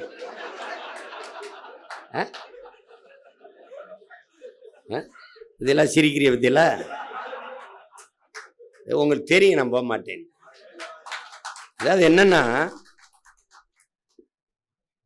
நம்ம இவ்வளவு இப்ப என் தம்பி இவன் சொல்றான் திருமுருகன், நம்ம பெண்கள்கிட்ட போய் சேர்த்தமா, அவன் தான் சொன்னான்னு நினைக்கிறேன். இது நீங்களா சொல்றீங்க, கொண்டு போய் சேர்த்தமா. நாங்க என்ன செய்யறோம்னு கூட, நாட்டில் இவ்வளவு வேலை நடக்குது, இதை கூட கவனிக்காம நீ அங்க என்ன பண்ணிட்டு இருக்க? நாட்டில் அரசியல் நகர்வுகளை கவனிக்காம என்ன வேலை? அப்புறம் நாடு எப்படி இருக்குது? படித்தவர்கள் இவ்வளவு பேர் இருக்கிறீங்க. அப்போ ஒரு நாட்டில் தேர்தல் நேரத்தில் யார் என்ன கட்சி என்ன செய்து, என்னென்ன கட்சி என்னென்ன கருத்துக்களை வைக்குதுன்னு கூட கவனிக்காம அப்படி இருக்கிறவங்ககிட்ட போய் என்ன திரும்ப திரும்ப சொல்றீங்க? அறியாமல் இருக்கிற மக்களுக்கு நீங்க கற்பிக்கலாம், பொறாமையில் இருக்கிற மக்களுக்கு ஒன்றும் கற்பிக்க முடியாது, ஒன்றுமே தெரியாது. அது இதுக்கு மேலே இதை தாண்டிய கருத்துக்களை எடுத்து வைக்கிறதுக்கு இனி ஒருத்தன் வரணும். நம்ம அவ்வளவு ஆகச்சிறந்த கோட்பாடுகளை எடுத்து வச்சு போகிறோம். அது நானோ என்னுடைய பிள்ளைகள் நீங்களோ எடுத்து வைக்கிற அளவுக்கு ஆற்றலோடு கருத்தை கொண்டு மக்களுக்கு கடத்துகிற ஆற்றல் பெற்ற கட்சி இந்திய துணைக்கண்டத்தில் ஒருத்தனும் கிடையாது, உலகத்திலே கிடையாது. தன்னுடைய உள்ள கிடங்கில் இருக்கிற என்ன கருத்துக்களை எடுத்து மக்களின் இதயத்துக்கு நெருக்கமாக கடத்துற ஆற்றல் எத்தனை கட்சியில் இருக்கு? எல்லா கட்சியிலும் இருக்கிறவன் என்னைய மாதிரி நான் தான் பேசுற மாதிரி இருக்கு. தூரத்தில் பார்க்கும்போது பார்த்தா என்னைய மாதிரி கையை காலை அழைச்சி பேசிட்டு இருக்கான் ஒருத்தன். யார் நம்ம பேச்சு மாதிரி இருக்குன்னு பூரா பயிலும் போட்டு போட்டு தாக்க அதே மாதிரி கை வச்சு பேசிட்டு இருக்காப்ல. புரியுதா உங்களுக்கு? அந்த அளவுக்கு நம்ம கொண்டு விதைக்கிறோம். அதை அவங்க கவனிக்காம இருக்கிறதுங்கிறது அது ஒண்ணுமே பண்ண முடியாது. நான் முதல்ல அன்னைக்கு சொன்னேன்ல, வரைவில் கூட சொன்னேன், வாழைப்பழ கதை தான். அது என்ன தெரியுமா? வாழைப்பழ கதை, பெட்டி கடைக்கு போனீங்கன்னா வாழைப்பழ தாறு 2 தொங்க விட்டுருப்பான். காட்சியாக போடுறேன், நாங்கள் யார் நீங்கள் என்ன பண்ணிக்கிட்டு இருக்கீங்கன்னு காட்டுறதுக்கு. வாழைத்தாறு இப்படி தொங்கும், தலைகளாக தவம் இருக்கும். நான் நல்லவன், என்னை வாங்கி சாப்பிடு ப்ளீஸ், ஹலோ ஹலோ ஹலோ இங்கே வாங்கங்க, ஹலோ இது சாப்பிடுங்க, நான் ரொம்ப நல்லவங்க, உடலுக்கு நல்லது, என்னை சாப்பிடுங்கன்னு தலைகளாக தொங்கிக்கிட்டு இருக்கும். திரும்பி கூட பார்க்க மாட்டான். இந்த உள்ளே வச்சுருப்பான் பான் பராக்கு, ஹான்ஸு, சிகரெட்டு மறைச்சி வச்சுருப்பாப்புல. அதை சார் சிகரெட் பாக்கெட் ஒன்று விடுங்க சார், முதுகுக்கு பின்னாடி வாழைப்பழத்தை தொங்க விட்டு இப்படி பற்ற வச்சுக்கிட்டு இருப்பாங்க. இந்த முதுகு பின்னாடி கிடக்கிற நம்மள கேட்பாரட்டு, அதான் நம்ம. அவன் பாடு 10 லட்சம். அப்புறம் புற்றுநோய் வந்தோடனே வாழைப்பழம் சாப்பிடணும்னு வளவலையா பிச்சு சாப்பிட்டு இருப்பான். உனக்கு புரியுதா? இதுதான் பிரச்சனை. அதனால கோபம் இருக்கும், வலி இருக்கும். அதுலேயே அண்ணல் அம்பேத்கர் சொன்னதுதான் அவங்களுக்கு வலியுறுத்தினாங்க. யாரோ ஒருத்தருக்காக வேலை செய்கிறோங்கிற எண்ணத்தை கைவிட்டு நீ பிறந்த பெருமைமிக்க சமூகத்துக்காக உழைக்கிறாய் என்கிற பெருமிதமும் திமிரும் கொண்டிருக்கிறான். நீங்க அண்ணனுக்காக நிக்காதீங்க, என்னுடைய எண்ணத்துக்காக நில்லுங்க, உங்களுக்காக நில்லுங்க, நம் மக்களுக்காக நில்லுங்க. நம் தங்கை என்ன சொன்னா, நாங்க உங்களுக்காக உங்களுக்காக தான் நாங்கள் வந்திருக்கோம், உங்கள் சந்ததிக்காகத்தான் நாங்கள் நிற்கிறோங்கிறத அது சொல்கிறா பாருங்க. அதுதான் நீங்கள் முக்கியம், அதுதான் முக்கியம். அப்போ நீங்கள் நமக்காக, நான் எனக்காக செய்கிறேன், நான் என்னுக்காக செய்கிறேன், என் சந்ததிக்காக செய்கிறேங்கிற எண்ணம் கொண்டு இருங்க. இப்போ செலன்ஸ்கி தெரியும் உங்களுக்கு, இப்போ உக்ரைன் அதிபர் தெரியும் உங்களுக்கு. அவர் அரசு அலுவலகங்களில் அவருடைய படம் இங்கெல்லாம் கண்ட நாய் படம் மாட்டியிருக்கோம். நம்ம வந்தவொடனே எந்த படம் இருக்காது, ஒரே படம் தான் இருக்கும். புரியுது நினைக்கிறேன். என் முன்னவர்கள் படம் இருக்கும், எங்கள் தாத்தா காமராஜ், எங்கள் தாத்தா டாக்டர் சுப்பராயன் படம்லாம் இருக்கும். திராவிடம் படம் ஒரு படம் இருக்காது. அப்போ அவர் அரசு அலுவலகத்தில் மாட்டியிருக்கும்போது அவர்கிட்ட போய் கேட்குறாங்க, நீங்கள் அவர் என்ன சொல்கிறார், கூப்பிட்டு எல்லாரையும் ஒரு அதிபரே சொல்கிறாப்புல, இது என் படத்தையெல்லாம் எடுத்துருங்க, ஏன்னா நான் ஒரு ஐடென்டிட்டியோ ஐக்கானோ கிடையாது, நான் ஒரு குறியீடோ அடையாளமோ கிடையாது, எடுத்துருங்க. எடுத்துட்டு உங்களுக்கு முன்னாடி அரசு அலுவலகங்கள் எல்லாம் உங்கள் வீட்டு குழந்தைகள் படத்தை மாட்டுங்கன்றான். எவ்வளோ பெரிய இது பாருங்க. உங்கள் குழந்தைகளின் படத்தை மாட்டுங்க உங்கள் நாற்காலிக்கு எதிரே. ஒரு கோப்பு வருதுன்னா அதை பார்த்துட்டு கையெழுத்து போடும்போது ஒரு தடவை உங்கள் குழந்தைகளின் முகத்தை பார்த்துட்டு போடுங்க, கையெழுத்தை போடுங்க. ஏன்னா உங்கள் பிள்ளைகளின் எதிர்காலம் உங்கள் கையெழுத்தில் இருக்கு, அதை ஒரு தடவை பார்த்துட்டு போடுங்கன்றான். இப்போ அது மாதிரி நான் உங்களுக்கு என்ன சொல்கிறேன், நீங்கள் உங்கள் குழந்தைகள் உங்கள் சந்ததியினரை மனதில் வைத்துக்கொண்டு களத்தில் நில்லுங்க. நீங்கள் எனக்காக நிற்காதீங்க. நான் ஒன்றும் இல்லை, நான் இருப்பேன், நாளை போயிடுவேன். ஆனால் நான் முன்வைத்த தத்துவம் இருக்கும். ஏன்னா என் தத்துவம் நின்னதில்லை, பல ஆயிரம் ஆண்டா நம் இனம் தூக்குனது. அதை என் தலைவன் தூக்குனா, அவன் மொத்தத்தையும் சேர்த்து நம்மக்கிட்ட கொடுத்துருக்கான். நான் உங்ககிட்ட கொஞ்சம் பிரித்து இந்த நன்கொடை சீட்டு ஒரு கட்டு கொடுப்பான் என் தம்பி துறை, அதுக்காக தான் வந்திருக்கான். ஒரு கட்டு கொடுப்பான், அந்த கட்டை மொத்தமாக ஒரு ஆள், நீ ஒரு 10 கொண்டு வாப்பா, நீ ஒரு 10, அந்த 10 தான் இப்படி. அப்போ அதில் இதை கவனமாக நீங்கள் கையாளணும். இது கடைசி நேரம் வந்துருச்சு. இப்போ ஒவ்வொரு நாளும் நம்ம பாடம் நடத்திட்டு இருக்க முடியாது, மறுபடியும் சந்திக்கிறது அரிதாயிரும். ஏன்னா நீ நேரடியாக நாளைக்கு வேட்பாளர் சந்திப்பு, அப்புறம் மாநாடு, அதுக்கப்புறம் தேர்தல் களம்தான். அதனால் என்னுடைய உணர்வை நான் கூடுமானவரை உங்களுக்கு கடத்திட்டேன், என் கனவை. அது உங்களுக்கு புரியாத யாரும் சின்ன பிள்ளைகள், கொஞ்சம் பொறுப்புணர்வோடு ஒருங்கிணைந்து கூடி ஒரு முன்னாடி நிற்கிற தலைமைக்கு தாயின் பேரன்பு முக்கியம். அதை தான் அம்மா தமிழம்மா சொல்கிறாங்க, தமிழ்ச்செல்வி அம்மா, எல்லாரும் வாங்க நம்ம கட்சிக்கு தான் வேலை செய்கிறாங்க, நமக்கு தான் வேலை செய்கிறாங்கன்னு இருக்கணும். அதை விட்டுட்டு நீ யார் வேலை செய்ய, உன்னை யார் வேலை செய்ய சொன்னது, என்னை விட்டுட்டு போடுற. ஊருக்கு போராட வந்தவன் பேருக்கு போராட மாட்டான். என் பேர் ஏன் சின்னதாக இருக்குது, என் பேர் பெருசாக இருக்குது, இது எதுக்கு இருக்குன்னு. பேரே இல்லைனாலும் பரவாயில்ல, உழைக்கணும். ஏன்னா நீங்கள் பாருங்கள், 50,000 பேர் இறந்துருக்கான் மாவீரன் வச்சுக்கிறீங்க. மொழிப்போர்லேயே 500 பேருக்கு மேற்பட்டவன் இந்த நிலத்திலே சேர்த்துருக்கான். ஆனால் அதிகபட்சமாக உங்களுக்கு 18-15 பேர் தான் சொல்லப்பட்டிருக்கு. இப்போ நமக்கு போராளிகள்னு பார்த்தா நீங்கள் ஒரு 20 பேரை எண்ணி சொல்லுவீங்க. ஆனால் 50,000 பேர் முகம் தெரியுமா? யாராவது தெரியுமா? தெரியாது. ஆனால் நீங்கள்லாம் அவனை படமாக வச்சு பூஜை பண்ணுவீங்கன்னு அவன் செத்தானா? இல்லை. ஏன்னா அவன் பிறவி கடமை அது. இப்போ நானே உங்ககிட்ட சொல்கிறேன், வள்ளுவ பெருமகனார் நாம் எழுதி வச்சுட்டு போவோம், ஒரு பல ஆயிரம் ஆண்டுகள் கழிச்சு ஒரு தலைமுறை போற்றும்னு நினச்சி செத்தானா? அவன் எழுதி வச்சானா? அந்த ஓலைச்சுவடி நம்ம கைக்கு சேருமா சேராதானே தெரியாது. இப்போ நம்ம முன்னோர்களே நம்ம செத்த பிறகு சிலையை வச்சு போட்டுருவாங்க, மாலை போட்டுக்குருவாங்க, கும்பிடுவாங்கன்னு போகிறாள்ல, அவன் பிறவி கடமை அதை செஞ்சான். அதனால் நம்ம கடமையை செய்யணும். அதில் தேர்தலில் நீங்கள் எல்லாம் ஒற்றுமையாக நின்று வேலை செய்யணும். அப்புறம் இங்கே சொன்னது, இங்கே சில பேர் குறிப்பிட்டு சொன்னாங்க, தம்பி திருமுருகனை யாரோ சொன்னாங்க, ஒரு வேட்பாளரை உங்கள் தொகுதியிலே இருந்து எடுத்து நிறுத்தணும்னு நினைக்கிறேன்னா நீங்கள் அந்த கட்சிக்கு போய் சேர்ந்துக்கிறணும். புரியுதா? அப்புறம் நீங்கள் ஒரு வேட்பாளரை கொடுப்பீங்க, அந்த வேட்பாளரை நிறுத்தணும் அப்படின்னா நீ 4 பேர் இருந்துக்கிற, நீ ஒரு வேட்பாளரை கொடுப்ப, நீ ஒரு வேட்பாளரை கொடுப்ப, விருப்பம்னு கேட்டு 10,000 ரூபா கட்டுத்தொகை போட்டு அப்படி கட்டு, தொகுதிக்கு எவ்வளோ செலவு பண்ணுவ, கட்சிக்கு எவ்வளோ டொனேஷன் அன்பளிப்பு கொடுப்ப, அப்படி கேட்குற கட்சி கிடையாது இது. உங்களுக்கு புரியுதுன்னு நினைக்கிறேன். இது ஒரு போர். எந்த தளபதியை முன்னிறுத்தினால் போர் சிறப்பாக நடக்கும்னு தளபதி நான் படையை நடத்துகிறவனுக்கு தெரியும், நிறுத்துவேன். நீ போட்டு குழப்பிக்கிற கூடாது. நீ ஒரு பரிந்துரைச்சின்னா 5 பேர் ஒரு வேட்பாளர், 5 பேர் ஒரு வேட்பாளர், இன்னொரு 5 பேர் வேட்பாளர் கொடுப்ப. இந்த வேட்பாளர் கொடுத்தா நீ வேலை செய்ய மாட்டா, அந்த வேட்பாளர் கொடுத்தா அவன் வேலை செய்ய மாட்டான். அந்த வேலைக்கு நான் வரல. உனக்கு புரியுதா? நான் நிறுத்துகிற கட்சி நிறுத்துகிற வேட்பாளர் தகுதி வாய்ந்தவர்களா இல்லையா, அதுதான் நீ பார்க்கணும். என் தொகுதியிலே கொடு. இந்த வேலையை நீ வேற எங்கேயாவது தான் வச்சுக்கணும் தம்பி. இது ஏன் நாடு, நான் எங்கே வேணாலும் நிற்போம், எங்கே வேணாலும் போடுவோம். அப்படின்னா நீ எதுக்கு நீ உன் தொகுதிக்கிலே பொண்ணு கொடுத்துக்குருவேன். விருகம்பாக்கத்தில் ஆர்கே நகரில் பொண்ணு கட்ட மாட்டேன். விருகம்பாக்கத்தில் இருக்கிற சந்தை எதுவோ, விருகம்பாக்கத்தில் என்ன இருக்கோ அங்கேயே தான் வாழ்ந்துக்குருவேன். எப்படி இருக்கு? அப்படின்னா நீ சீமானை தூத்துக்குடிக்கு போராட கூப்பிடக்கூடாது. நான் சிவகங்கையிலே இருந்து என் ஊர்லங்க நாங்கள் வரலங்க. எப்படி இருக்கு? கோவையிலிருந்து கார்த்திகா அவங்க கொண்டாந்து நிறுத்துவேன். சீமான் நாகப்பட்டினம் மீனவனுக்கு வரும்போது சீமான் தங்கச்சி வந்தாங்க நிற்கக்கூடாதா வேட்பாளரா?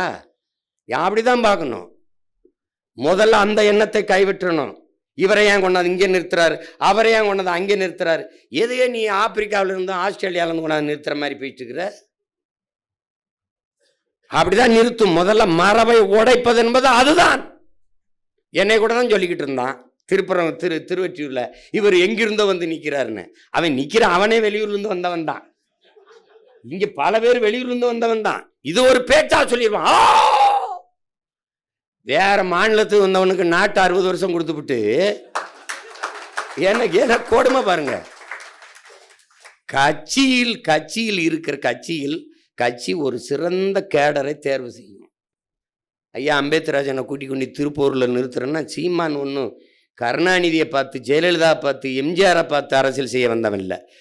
ஏதோ கட்சி ஆரம்பிச்சோமா, நம்மள ஒரு வியாபாரத்தை பண்ணோமா, தேர்தலுக்கு 500 கோடி 600 கோடின்னு வாங்கிட்டு 19 சீட்டை வாங்கிட்டு பிழைக்க அப்படி வரல.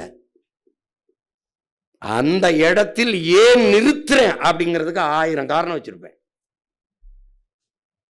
நீ ஒரு தடவை யோசிக்கிறத நான் 1000 முறை யோசிச்சு முடிவெடுப்பேன். எனக்கு என் தலைவன் போன உடனே அனுப்பின பரிசு என்ன தெரியுமா? முதல்ல போரில் ஒரு போர் வீரன் எப்படி கால் எடுத்து வச்சு கால் மானத்தை வச்சு நகருதுங்கிற புத்தகம் இவ்வளவு பெரிய புத்தகமா கொடுத்தாப்புல.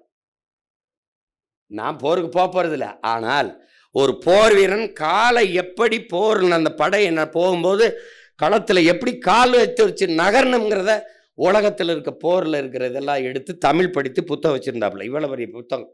இது நான் இருக்க போகிற காலத்தில் இவ்வளோ படிக்க முடியுமா? இல்லைன்னா அங்கே கொண்டு போய் படிங்கன்னு நம்மள.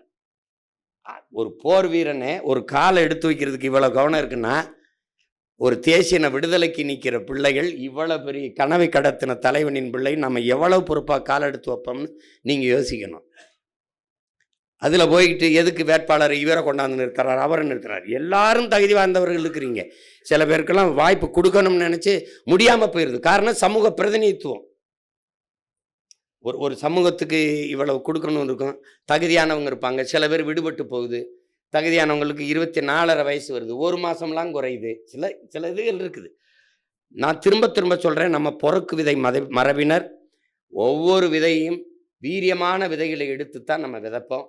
அதனால நீங்கள் பார்க்குற மாப்பிள்ளைக்கெல்லாம் பொண்ணை கட்டி கொடுக்குறது இல்லை ராஜா. அது நல்ல பையனாக இருக்கானா, ஒழுக்கமான பையனா? நல்ல பையன்தான். ராத்திரியானா ஒரு குவார்ட்டர் போடுவான். எனவே குவார்ட்டர் போட்டவுடனே இன்னும் கொஞ்சம் தண்ணி அடிக்கும் போது தான் பண்ணிப்பான். எப்பாவது போதைய போட்டோம் தான் வீட்டில் கொஞ்சம் சலம்புவான். அதில் ஏதாவது குறுக்க பேசுனா அடிப்பான். எடுத்தவொடனே தலைமுடியத்தான் பிடிப்பான். பொண்ணா குடிப்பியா? எத்தனை பையன் பார்க்குற?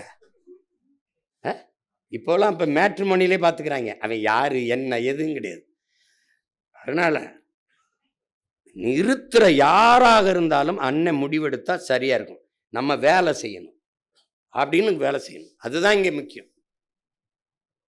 இங்கே சின்ன பிள்ளை விளையாட்டு இல்லையே. இது எத்தனை ஆயிரம் ஆண்டுகளாக சுமந்து வர பாரு. உலக தமிழ் பேரினம் நாம் தமிழர் என்கிற ஒரு கட்சியை நம்பி நிற்கிற நிலைமைக்கு வந்திருக்குதுன்னா, தன் இன உரிமைக்கு இன மீட்சிக்கு அவ எவ்வளோ பெரிய வேலையை நீ செஞ்சுக்கிட்டு இருக்க.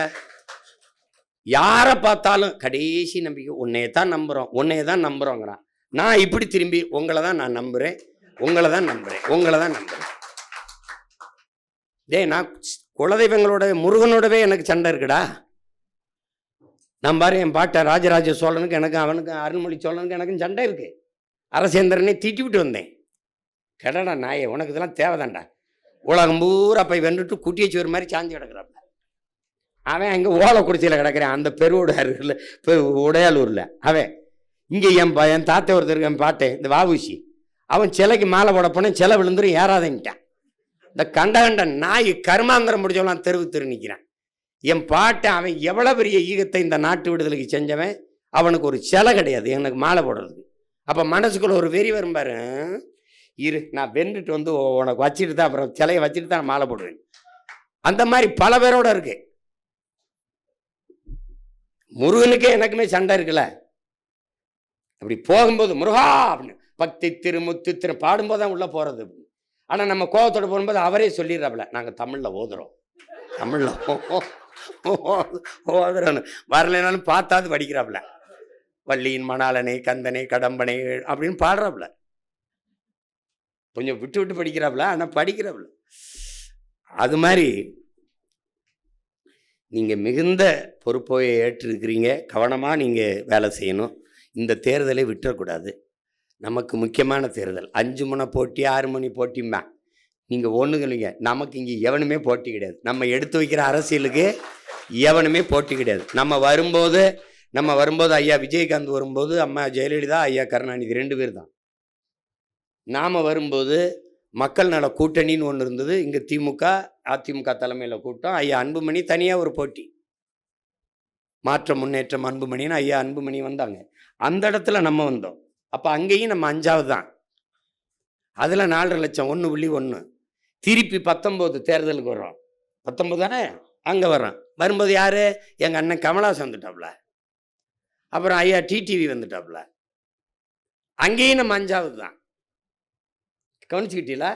அங்கே 17.5 லட்சத்தை வாங்கி ஏறி போகிறோம். 17.5 லட்சம் வாங்கி போகிறோம். 4லேருந்து எங்கே போயிடுது? அங்கே போயிடுது. அதுக்கப்புறம் திருப்பி வர்றோம். 21க்கு இடையில எல்லா இடைத்தேர்தலையும் சண்டை போடுறோம். எது கிடைக்க அடுத்த அடிக்கிறோம். நம்ம நோக்கம் என்ன? வெல்லணும். அப்புறம் 21க்கு வர்றோம். 21ல் வந்து என்ன ஆகுது?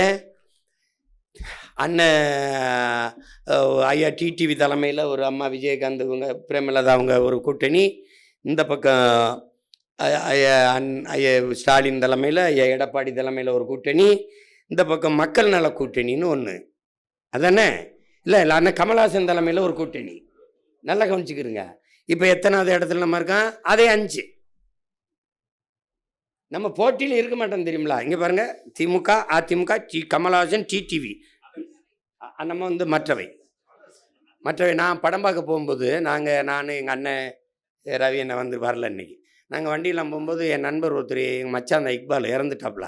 டேய் மச்சான், எல்லா படத்துலையும் பார்க்குறேன்டா மச்சான், இந்த மற்றவை மற்றும் பலர் இருக்கான்ல, அவன் எல்லா படத்துலையும் நடிக்கிறான்டா. அவனை அப்படி கேட்குறாப்புல. மச்சான் அது மாதிரி இந்த எல்லா படத்துலையும் இருக்க மற்றும் பலர் நம்ம தான் பார்த்துருப்பீன்னு நினைக்கிறேன். மற்றவை அந்த வழியில் அவங்களுக்கே தெரியுது இவங்க அரசியல் வேற, அவங்கள இந்த கேடுகட்ட ஆட்டத்துக்குள்ளே சேர்க்க வேணாம், இந்த கூட்டத்தில் சேர்க்க வேணாம்னு நம்மளை தள்ளி வச்சிடறான். அவங்களுக்கு புரியுதுன்னு நினைக்கிறேன். ஏப்பா நீ ஏப்பா நல்லா படித்த உள்ள நாரிமன், நீ ஏப்பா இந்த கூட்டத்தில் வர, நீ போப்பா அங்கிட்டு போப்பா அப்படின்பாங்கல்ல, அதுதான் புரியுதா? அதுதான். இப்போ அதில் இந்த வாட்டி எத்தனை பேர் நின்னாலும் நீங்கள் அதை பற்றி யோசிக்கக்கூடாது. நான் உங்களுக்கு சொல்கிறேன், நாம் நிற்கிறோம், நாம் போட்டிடுறோம், அதுதான் இங்கே முக்கியம். நீங்கள் யார்? உலகப்போர், 3வது உலகப்போர் செஞ்ச தலைவனின் பிள்ளைகள் நீங்களும் நானும். 22 நாடுகள் சேர்ந்து ஒரு தலைவனை, ஒரு வீரனை வீழ்த்த போரிடுதென்றால் 22 நாடுகள், உலக நாடுகளை எதிர்த்து 25,000 பேரை வைத்து ஒருவன் போர் செய்தான் என்றால் அந்த போர் உலகப்போர். இப்போ 3ஆம் உலகப்போரை செய்த ஒரு தலைவனின் பிள்ளைகள் நாம் இந்த அக்கப்போருக்கு பயந்தால் ஒரு வைக்கப்போரும் மிஞ்சாது. அதனால அதை போய் கவலைப்பட்டுக்கிட்டு இருக்க வேண்டியது இல்லை. 2 அது முடிஞ்சிட்டுது. வேட்பாளரில் எந்த வேட்பாளரை எங்கிருந்து கொடுத்தாலும் அவர்கள் அந்த நிலத்தின் பிள்ளைகளாக, முதல்ல நம்ம இனத்தின் விடுதலைக்கு போராடும்போது எங்கே நின்று சண்டை போடுறது? ஒரு கிரிக்கெட் அணி இருக்குது, ஒரு விளையாட்டு அணி இருக்குன்னா நான் ஓப்பனிங் பேட்ஸ்மேனாக தான் ஆடுவேன். மிடில் ஆர்டரில் விட்டால் ஆட மாட்டேன். நீ கடைசி விக்கெட்டுக்கு விட்டினா ஆட மாட்டேன். எங்கே விட்டாலும் ஆடணும். கால் பந்துனா நான் டிஃபென்ஸாக ஆடுவேன், அஃபென்ஸ் ஆட மாட்டேன். நான் கோல் கீப்பராக போக மாட்டேன். ஒரு விளையாட்டு வீரன் தன் வெற்றிக்காக, தன் அணியின் வெற்றிக்காக எந்த இடத்தில் விட்டாலும் ஆடணும். அவன் தான் தளபதி, அவன் தான் வீரன். நீங்க அப்படிதான் விளையாடணும். இவரே ஏன் தூக்கி அங்க போட்டீங்க, தம்பி எதுக்கு 1000 விளக்கில் போட்டீங்க, ஐயாவை எதுக்கு திருப்பூரூர்ல விட்டீங்க, அதெல்லாம் உங்க வேலை இல்லை. கட்சி சொல்லுது செய்கிறோம். 1000 எறும்பு இல்லை, லட்சம் எறும்பு இல்லை, 1 கோடி எறும்புகள் இருந்தாலும் ஒரே மூளையாத்தான் இயங்குங்கிறான். நீங்க அன்னை இதுவரை தவறா வழி நடத்தியிருக்கேன்னா நான் சொல்றதை நீங்க கேட்க வேண்டியது இல்லை. நான் இதுவரை சரியா தான் கொண்டு வந்திருக்கேன் இந்த படையை வழி நடத்தினா நான் சொல்றதை நீங்க கேட்கணும். அப்புறம் தேவையில்லாம அங்க கொண்டாந்து அவரை நிறுத்தி விட்டாப்புல, அம்மாவை கொண்டாந்து தாம்பரத்தில் நிறுத்துறாப்புல, இவரை கொண்டாந்து சைதாப்பட்டில் நிறுத்துறாப்புல, அவரை கொண்டாந்து அங்கே நிறுத்துறாப்புல. இதுக்கு எவ்வளவு ஆய்வு செய்வோம்? அதனால இது கோடிட்ட இடத்தை நிரப்புறது இல்லை தம்பி, கொள்கை வீரர்களை நிறுத்தி நிரப்புவது, போர் செய்வது. அதை போட்டு குழப்பிக்கிறக்கூடாது. அது முடிஞ்சிட்டது. இனிமேல் இந்த பஞ்சாயத்தை கொண்டு வரக்கூடாது. இங்கிருந்து எதுக்கு உடுமலைப்பேட்டையில் கொண்டு ஒருத்தரை நிறுத்துறாரு, அங்கேருந்து கொண்டு எதுக்கு நிறுத்துறாரு? அப்படிதான் செய்யும் கட்சி, அப்படிதான் செய்யும். மரபை உடைக்கிறதான், மரபை உடைக்கிறதான். ஆதி தமிழரை பொது தொகுதியில் நிறுத்தி வெல்ல வச்சது இந்த நிலத்தில் எத்தனை பேர் வென்றிருக்கான்? ஜெயலலிதா தான் வென்றிருக்கு. அதுக்கப்புறம் கம்யூனிஸ்ட் கட்சி வென்றிருக்கு இந்த மதுராவையில் நிறுத்தி. அது ஒருத்தனும் நிறுத்த கிடையாது. நம்ம தான் தொடர்ச்சியாக அந்த முயற்சியை செய்கிறோம். ஒவ்வொரு நொடியும் வேலை செய்வோம் தம்பி. நாங்கள் ஒவ்வொரு அணுவும் சிந்திக்குங்க, சும்மா அதை பேசிட்டு கூடாது. அதனால இந்த சிந்தனை இனி இந்த கட்சிகள் இருக்கக்கூடாது. இப்போ இங்கேருந்து போய் தென்னரசன் போய் கள்ளக்குறிச்சி என்னன்னு பாருங்கன்னா, அண்ணே சொல்லியிருக்காங்க, ஆமாம் வாங்க அப்படின்னு சொல்லணும். என்னடா கேரளாவிலேருந்து இங்கே மேலிட பொறுப்பாளர்னு போடுறான், பேசாமல் என்ன வேலை செஞ்சுக்கிட்டு இருக்க? என்ன தம்பி போடுறான்ல, எதிரிக்கு தான் பச்சை மட்டை, உங்களுக்கு இல்லை. ஆனால் உங்களுக்காக வெட்ட வைக்காதீங்க. என்ன தம்பி, அடுத்தது உங்களுக்கு தெரியும், நமக்கு நாளைக்கு வேட்பாளர்களை சந்திக்கிறோம். வேட்பாளர்களை சந்தித்து எப்படி இயங்குறதுன்னு அது தனி. அடுத்து நமக்கு இருக்கிறது என்ன? மாநாடு. இப்போ மாநாடு உங்களுக்கு தம்பி துறையெல்லாம் சொல்லிட்டாங்க. நீங்கள் என் பிள்ளைகள் எனக்காக செய்ய வேண்டியது, அவரவர் வாக்ககத்துக்கு சென்று வலிமைப்படுத்துங்க. 1, கட்சி 10 மாவட்டம் 12 மாவட்டமாக பிரித்தது நிர்வாக வசதிக்குத்தான், வேலையை சிறிதாக்குறது தான். அதை அது கவனத்தில் எடுத்து செய்யுங்க. மற்றபடி வாக்ககத்துக்கு நீங்கள் அந்த BLA 2 அந்த படிவத்தை நிரப்பி கொடுத்து அது ஏற்கப்பட்டுருச்சான்னு சரி பார்த்துக்கிறங்க. 2வது இந்த SIR, இந்த சிறப்பு வாக்காளர் திருத்தத்தில் நம்ம பிள்ளைகள் வேட்பாளராக நிற்கிற பிள்ளைகள் வாக்கு இழந்துடக்கூடாது, நம்ம கட்சி பிள்ளைகள் இழந்துடக்கூடாது, மக்களுக்கும் யாருக்கும் இருந்த வாக்கை இழந்துடக்கூடாது. அதனால திருப்பி போய் எல்லார் வீடுகளையும் அம்மா உங்கள் வாக்கு உறுதி செய்யப்பட்டுருச்சான்னு கட்சி பிள்ளைகள் கேட்டு அதை உறுதி செய்யணும். அது நம்ம கடமை, கட்சியை தாண்டிய கடமை. இந்த மாநாடு நமக்கு வலிமையை காட்டல்ல, வலிமையை காட்டி ஒரு கட்சியோட கூட்டணி பேரம் பேசி போகிறதுக்கு இல்லை, நம்ம ஓர்மையை காட்டதான், ஒற்றுமையை. தமிழர்கள் இன உணர்வு மான உணர்வு அற்று சாதி மத உணர்ச்சியால் பிளந்து பிரிந்து சிதறி சிக்குண்டு அழிந்து போன தமிழ் சமூகம் எழுச்சியுற்று ஒரு அரசியல் வலிமையாக ஆற்றலாக ஒன்றிணைதுன்னு காட்டணும், உலகத்துக்கு காட்டணும். அது நம்மீது நம்பிக்கை வச்சிருக்கிற மக்களுக்கு மேலும் அதிக நம்பிக்கையை கொடுக்கும். நம்மோடு களத்தில் நிற்கிற பிள்ளைகளுக்கு ஒரு புதிய உற்சாகத்தை கொடுக்கும். அதுதான் இப்போ 234 பேரையும் சந்திக்கும் போது, அக்கா நீங்கள் நிற்கிறீங்களா, நீங்கள் போட்டிடுறீங்களா, நம்மளை மாதிரியே நிறைய பெண்கள் போட்டிடுறாங்களேன்னா புதுசாக வர்றவங்களுக்கு ஒரு உற்சாகம்தான். அதுக்கு தான் நம்ம இந்த மாநாடை செய்கிறோம். இந்த மாநாட்டை மாற்றத்தை விரும்பும் மக்களின் மாநாடு என்று சொல்வதற்கு காரணம் உங்களுக்கு இருக்கு. இதுவரை இந்த நிலத்தில் இருக்க அரசியலை தகர்த்து முற்றுமுழுதாக புதிய ஒரு அரசியலை கட்டுவது என்பது மாற்றம். அந்த மாற்றத்தை விரும்புகிற மக்கள், இதையெல்லாம் சரி பண்ண முடியாதா, இதெல்லாம் இப்படி இருக்க, இதெல்லாம் ஒழிக்க முடியாதா, இதெல்லாம் சீர் செய்ய முடியாதா, எப்படி சிந்திக்கிற மக்களுக்கு இன்னைக்கு இப்போ கூட ஒரு தங்கச்சிகள் மனு கொடுத்துட்டு போகிறாங்க. ஆசிரியர்கள், செவிலியர்கள், மருத்துவர்கள், உழவர்குடிகள், மீனவர்கள், இப்படி போராட்ட களத்தில் நிற்கிற ஒவ்வொரு குடிகளுக்குமான மாநாடு தான் இந்த மாநாடு. அதனால தான் மாற்றத்தை விரும்பும் மக்களின் மாநாடு. குடும்பமாய் கூடுவோம், கொடிய அரசியலை மூடுவோம். இது கொள்கை மறவர்களின் கூட்டம், கொள்ளையர்கள் எடுக்க வேண்டும் ஓட்டம் என்ற முழக்கத்தை முன்வச்சோம். இது மாற்றத்திற்கான எளிய மக்களின் புரட்சி, இது நம் இனத்தின் திருவிழா, எல்லோரும் கூடுவோம், தமிழ் பேரின பெருவிழா, வென்று வாகை சூடுவோம். இதையே நீங்கள் முழக்கமாக வச்சு கொண்டு வரணும். உங்களுக்கு பழைய மாதிரி கூட்டமாக உட்கார்றதில்லை. ஒவ்வொரு மாவட்டத்திற்கும் தனித்தனி பெட்டி கட்டம் இருக்கும். அதுக்குள்ளே வந்து நீங்கள் அமரணும். அதை முதன்மை பொறுப்பாளர்கள் உங்கள் படையை நீங்கள் வழி நடத்தணும். பெண்கள் யார் வந்தாலும் அவங்கள அமர வச்சுட்டு, நம்ம பிள்ளைகள் அவர்களுக்கான தண்ணீர், அங்கே ஒரு கூடை இருக்கும், அந்த கூடையில் எதை பயன்படுத்தினாலும் அங்கே வச்சிடணும். ஒவ்வொரு பெட்டியிலையும் இருக்கும். நீங்கள் ராமநாதபுரம்னா ராமநாதபுரம், சிவகங்கைனா சிவகங்கை, காரைக்குடின்னு அந்த என்ன சொல்கிறது, மதுரைனா மதுரை, அந்தந்த கட்டத்தில் வந்து அவரவர். அப்புறம் நீங்கள் வட மாவட்டத்துக்கு தனியாக வாகனம் நிறுத்த, தென் மாவட்டத்துக்கு தனியாக, மத்திய நடுவல் மாவட்டங்களுக்கு தனித்தனியாக வாகனம் நிறுத்த, ஏன்னா நெரிசல் வராமல் பார்த்து அதெல்லாம் இருக்கும். அதை பற்றி நீங்கள் கவலைப்பட்டுக்கிற வேண்டியதில்லை. ரெண்டாவது, பாதுகாப்பு வண்டி இருக்கும். அப்புறம் ஓய்வு வாகனங்கள் இருக்கும். பெண்களுக்கு இந்த கேரவன்கிறது இருக்கும். அது அந்த சிக்கலெல்லாம் நீங்கள் மனசில் வச்சுட்டு வர வேண்டியதில்லை. அப்புறம் நடமாடும் கழிவு அது இருக்கும், மொபைல் டாய்லெட்ஸ் இருக்கும்.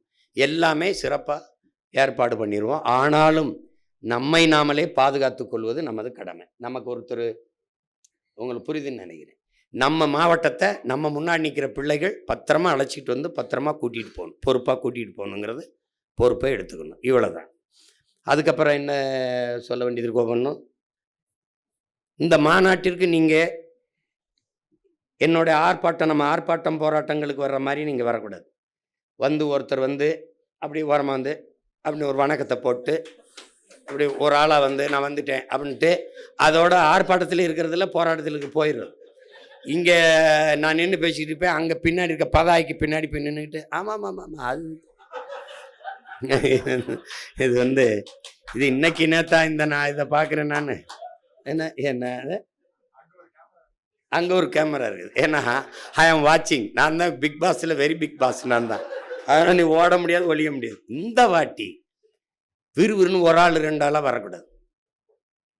உன் வீட்டு திருமணத்திற்கு அல்லது உன் வீட்டு புதுமனை விழாவுக்கு எப்படி அழைப்புதல் வச்சு அழைப்பியோ, அதனால தான் திருவிழா என்று சொல்வதற்கு காரணம். ஒரு கோயில் விழா, நம்ம ஊரில் கிடா வெட்டுறோம், ஐயனாருக்கு திருவிழா, எங்கள் ஊரில் மாரியாத்தாவுக்கு முளைப்பார் போட்டால் பக்கத்து ஊர்களெலாம் போய் சொல்லிட்டு வருவோம் சொந்தக்காரங்களாம், எங்கள் ஊரில் திருவிழா இருக்குது வாங்க. என்ன தம்பி அப்படின்னா, வள்ளி திருமணம் நாடகம், கரகாட்டம் யார் ஆடுறா, அப்படியா வள்ளி திருமணம், சித்ராதேவி வர, அப்படியே அப்படியே வரவண்ணு, இப்படிலாம் இருக்குது எங்கள் ஊரில். அப்போ இங்கே பாருங்க, அழைப்புதல் கொடுக்க போகும்போது ஜர்ரா ஜர்ரா எத்தனை உருப்படி, எத்தனை கிடா, 7 கிடா மாமா, 7 ஒரு எலும்பு கூட வராது ஒரு ஆளுக்கு. என்னடா 7 கிடாய் வெட்டிட்டு இதுக்கு எவ்வளோ தூரம் வந்து பத்திரிக்கை கொடுக்கணும்? 7 கிடாய்டா, வர்றவனுக்கு ஒரு எலும்பு கூட கிடைக்காதான். இதில் கிடா கிடையாது, ஆனால் நீங்கள் வந்தாகணும். வரணும்னா இப்போ நான் கிடையாது, எங்கள் அம்மா வரணும், என் குடும்பமே வரணும், என் தம்பி வரணும், என் மாமா மச்சினை, என் சொந்த ஊரோ. அப்போ அவனவன் தாய் கிராமத்தில் போய் பேசணும். சும்மா வாங்க திருச்சியில் ஒரு இது திருவிழா மாதிரி இருக்கும் வாங்க அப்படின்னு கூட்டிகிட்டு வரணும். ஒரு சுற்றுலா மாதிரி அழைச்சிட்டு வரணும். திரண்டு காட்ட வேண்டியது இருக்குது. ஏன்னா அடிபட்ட புலியும் அடிமைப்பட்ட இனமும் எழுச்சி வரும்போது எவனும் எதிர் நிற்க முடியாதுங்கிறாரு ஐயா இறையன்பு. நாம் அடிபட்ட புலி, அடிமைப்பட்ட இனம், எழுச்சி விட்டு காட்டணும். ஏன்னா நீங்கள் நல்லா வந்தீங்கன்னா இந்த ஒரு என்ன சொல்கிறது, ஒரு தன்மானமிக்க தமிழினம் மொத்தமும் மாண்டு போகவில்லை, மொத்தமும் வீழ்ந்து போகவில்லை என்பதை காட்டுவதற்கான ஒரு வரலாற்று வாய்ப்பாக இந்த மாநாட்டை என் உடன் பிறந்தார்கள் பயன்படுத்தி கொள்ளணும். ஒன்று, எல்லாரும் வந்துடணும். அது இன்னையிலிருந்தே போய் நீங்கள் இப்படி அலைபேசி வச்சு அலைங்க, ஒவ்வொருத்தரும் அழைச்சி உங்கள் தொடர்பில் இருக்க 10 பேருக்கு கடத்துங்க, செய்தியை கடத்தி வந்துடுங்க. அது ரொம்ப முக்கியம். மாநாடு ரொம்ப முக்கியம். அதுக்கப்புறம் வேட்பாளர்கள் யாரை கொடுத்தாலும் ஈடுபாட்டோடு வேலை செய்து வெல்ல வேண்டும் என்ற உறுதியை ஏற்றுக்கொள்ளுங்கள். அது அடுத்தது. அதுக்கப்புறம் என்ன செய்தி இருக்குது, வேற என்ன செய்தி? பியர் அது போட்டுருவீங்க, பியர்ல போட்டுருவீங்க, மாநாட்டுக்கு வந்துடுவீங்க. இப்போ இந்த வேட்பாளரை அறிவித்து பிப்ரவரி 21 அறிவிச்சிட்ட பிறகு நீங்கள் களத்துக்கு அந்தந்த வேட்பாளர்களை அழைத்து கொண்டு ஈடுபாட்டோடு போய் வேலை செய்யணும். வேலை செய்யும்போது நம்ம பிள்ளைகள் புத்தகங்கள், மரக்கண்டுகள், பூச்செடிகளை கொடுத்து, மூலிகை செடிகளை கொடுத்து வாக்கு சேகரிக்கிற முறையை தங்கச்சி ஜெனிஃபர், தம்பி எல்லாம் செய்கிறாங்க. திருமுருகன்லாம் மரக்கண்டுகள் வாங்க காசு இல்லை அப்படின்னா அதை கொடையாக பெறுங்கள். யாருமே வந்து மறுக்க மாட்டாங்க. அண்ணா எனக்கு ஒரு 10 ரோஜா செடி, கொஞ்சம் துளசி செடி ஒரு 10 வாங்கி கொடுங்கண்ணா, ஆனால் ஒரு புத்தகம் ஏதாவது கொஞ்சம் பரிசாக கொடுங்கண்ணா அப்படிங்கன்னா அவங்கவுங்க வீடுகளில் இருக்கிற பழைய புத்தகங்களை கொடுப்பாங்க. அந்த புத்தகங்களில் நானே கைப்பட எழுதுனது இருக்குது. ஒவ்வொரு புத்தகமும் ஒரு விதைநெல், அடுத்த தலைமுறைக்காக சேமிப்போம், சுவாசிப்பது போல வாசிப்பது இருக்கட்டும், அறிவை தேடி ஓடுங்கள், நாளைய தலைமுறை, நாளைய வரலாறு உங்கள் நிழலை தேடி ஓடி, இப்படி எழுதுனது இருக்குது என் கைப்பட. அதை இப்போ மரக்கண்டுனா மரத்தின் அருமை. இப்போ ரோஜா செடினா உங்களுக்கு சொல்லியிருக்கேன், ரோஜா செடியை கொடுக்குறீங்க, அம்மா இதை தண்ணி ஊற்றுங்கம்மா, இது பூ பூத்தோன்னு ஒரு வாசம் வரும்லம்மா, அது வாசம் இல்லைம்மா, உங்கள் பிள்ளைங்க நாங்கள் உங்கள் மேலே வச்சுருக்க பாசம்மா, ஒரே ஒரு வாக்குமான். நீங்கள் ஒரு ரோஜா செடியை ஒரு மரக்கண்டை வாங்கிட்டான்னா அவங்க வீட்டில் இருந்து 5 ஓட்டு இருந்தாலும் 1 ஓட்டு நமக்கு உறுதியாக இருக்குங்கிறது உறுதியாயிரும். ஏன்னா அந்த மரச்செடியை மரக்கண்டை போட மாட்டான், பூச்செடியை போட மாட்டான், புத்தகத்தை தூக்கி வீச மாட்டான். அந்த புத்தகத்தை பார்க்கும்போது அந்த ரோஜா செடியை, இந்த துளசி செடியை அல்லது செம்பருத்தி செடியை அல்லது ஒரு கற்பூரவள்ளியை, எதையோ ஒரு செடியை அல்லது ஒரு மரக்கண்டை, சிற்றூர்கள்லாம் மரக்கண்டை கொண்டு வயலில் நட்டுருவான். அப்படி பண்ணும்போது அந்த செடிக்கு தண்ணி ஊற்றும் போது நம் வேட்பாளர் முகம் வரும். ஏன்னா நீங்கள் செடியில் சின்னத்தையும் வேட்பாளர் படத்தையும் ஒட்டிடுவேன். அப்போ ஒருத்தனாவது என்ன பண்ணுவான்னா அந்த பிள்ளைகளுக்கு ஒரு ஓட்டை போட்டுருவோம்னு நினச்சிடுவான். அப்போ 300 வீடு இருக்குது, 300 வீட்டில் ஒவ்வொரு ஓட்டு இருந்தாலும் 300 ஓட்டு வந்துடுது, நீ முந்திடுற, அந்த வாக்ககத்தில் நீ முந்திடுற. இதுதான் கணக்கு. நீங்கள் மாற்றுங்க, மரபை மாற்றுங்க. அண்டா கொடுத்து, மிக்சி கொடுத்து, இந்த சாப்பிட்ற இந்த டிஃபன் கேரியர் கொடுத்து, வாக்கு காசு கொடுத்து கேட்குற இடத்தில் மூக்குத்தி தோடு தொங்கட்டான் கொலுசு கொடுக்குற இடத்துல புத்தகம் கொடுக்குது நாம் தமிழர் கட்சி, மரக்கண்டுகள் கொடுக்குது, செடிகளை, மூலிகை செடிகளை கொடுக்குது, பூச்செடிகளை கொடுத்து வாக்கு கேட்குதுங்க. மரபை மாற்று, நீ எழுதி வச்சுக்க. அடுத்தடுத்த தேர்தலில் எல்லா பயிலும் பூச்செடி கொடுப்பான், எல்லா பயிலும் மரக்கண்டு கொடுப்பான். மரபை மாற்று, அவ்வளோதான். அவன் செய்கிறத நீ செய்யாது. என்ன இந்த வாட்டி நீ நம்ம பேசிக்கிட்டு இருக்கும்போது நீ பார்த்தீங்கன்னா நம்ம ஒன்றும் பேச வேண்டியதில்லை, படம் போட்டு போட்டு காட்டிடுவேன் நான். அதுக்கு வேலை நடந்துக்கிட்டு இருக்கு. அமெரிக்காவில் என்ன நடக்குது இங்கே பாரு, இப்ராஹிம் ட்ரோரை எப்படி ஆட்சி நடத்துகிறான், நம்ம சொல்கிறத அங்கே பண்ணிகிட்டு இருக்கான், இந்த பாரு அது மாதிரி நம்ம பண்ணுறோம்.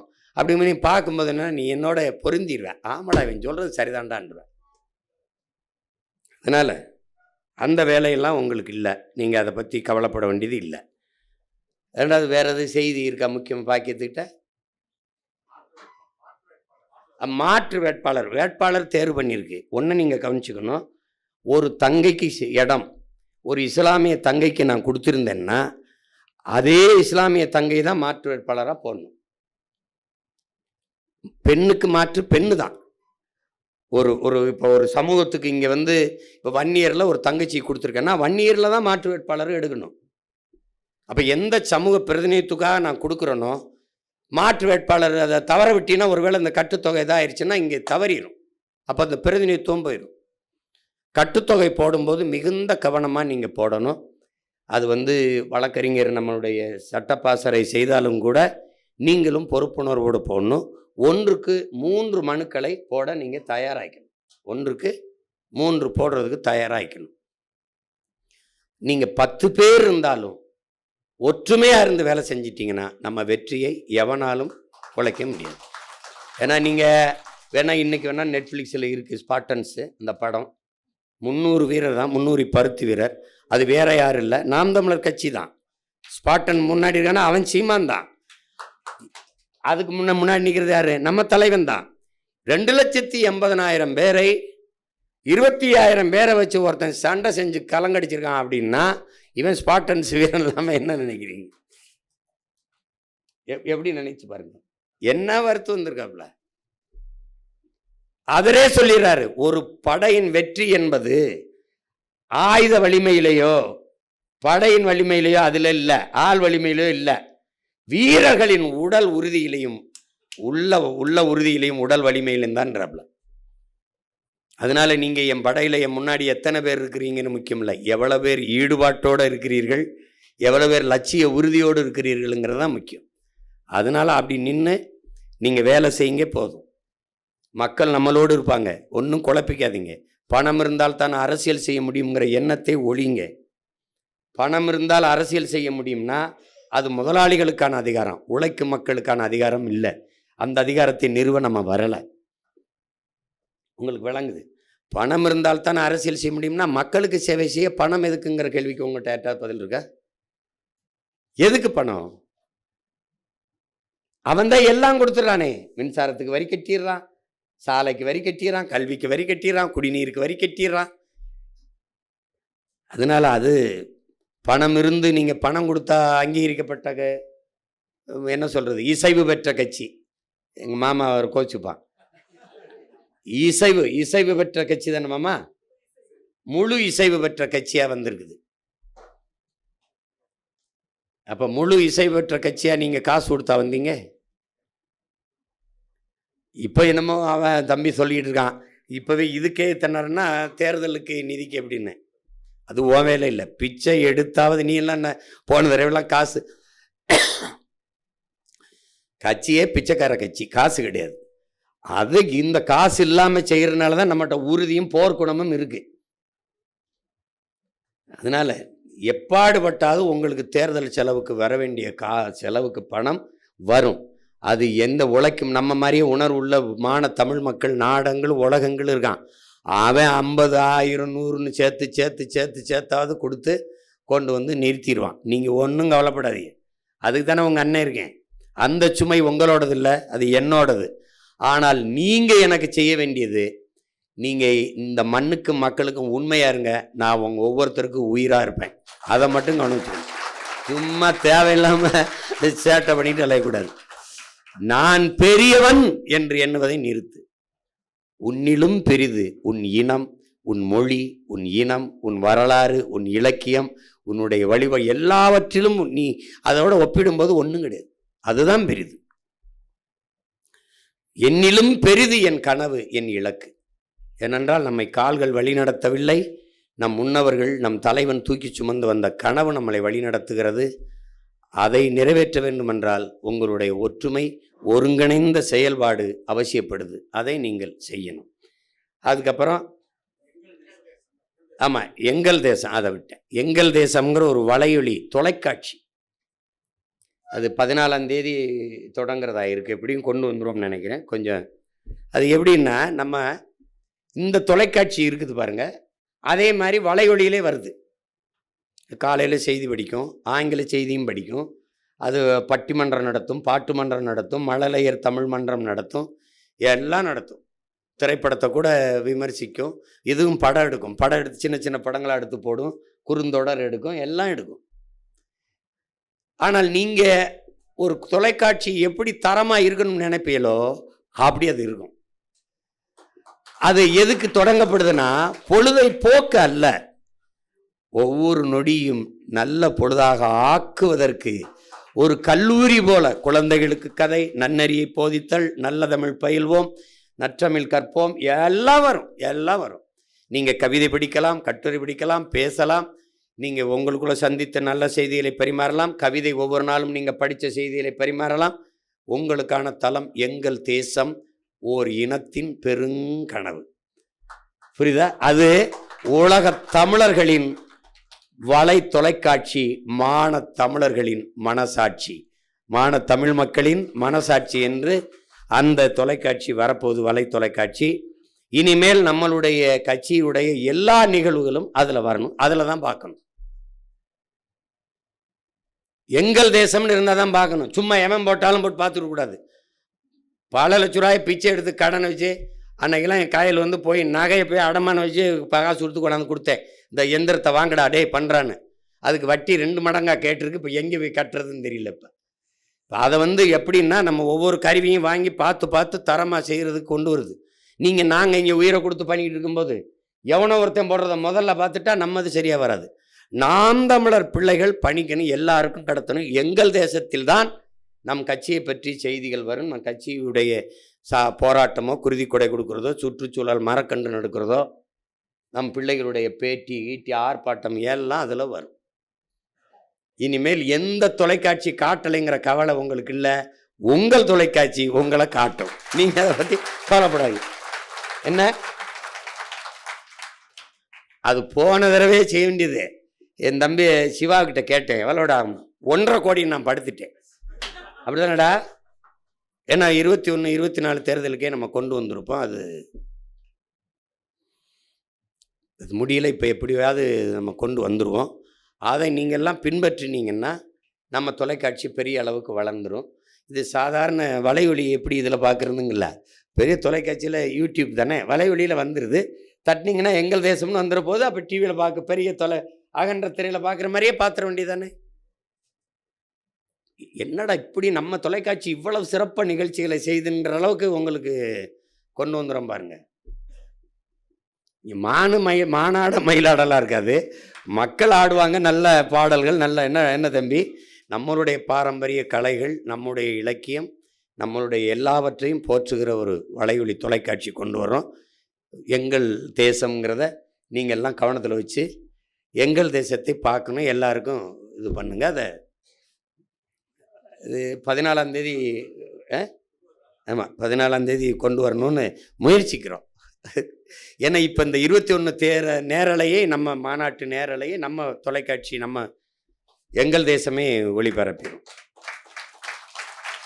அதிலே நீங்கள் பார்த்துடலாம், உங்களுக்கு வந்துருச்சு. வேறு எல்லாருமே நிறைய எல்லா கருத்துக்களையும் சொல்லிட்டீங்க. நீங்கள் பேரன்பு கொண்டு நேசித்து நம் பிள்ளைகளை வழி நடத்தி கொண்டு போங்க. புதிதாக வர்ற வேட்பாளர்கள் இருக்காங்க, முதன்முறையாக போட்டியிட வேட்பாளர்கள், அவர்களெல்லாம் ஊக்கப்படுத்தி தட்டி கொடுத்து கொண்டு போயிருங்க.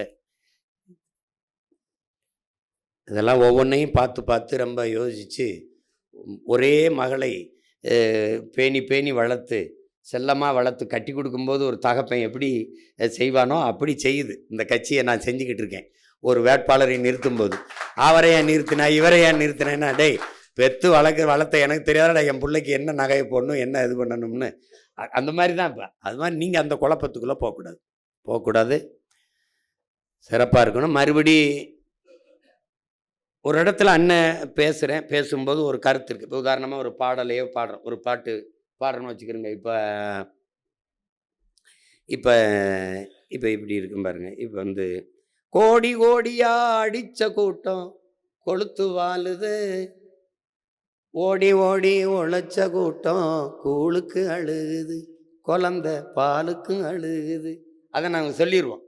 அப்போ அண்ணன் பாடி இருக்கும்போது முன்னாடி நிற்கிற என் வேட்பாளர், இந்த நிற்கிற என் பிள்ளைகள்லாம் குழந்தை பாலுக்கும் அழுகுது,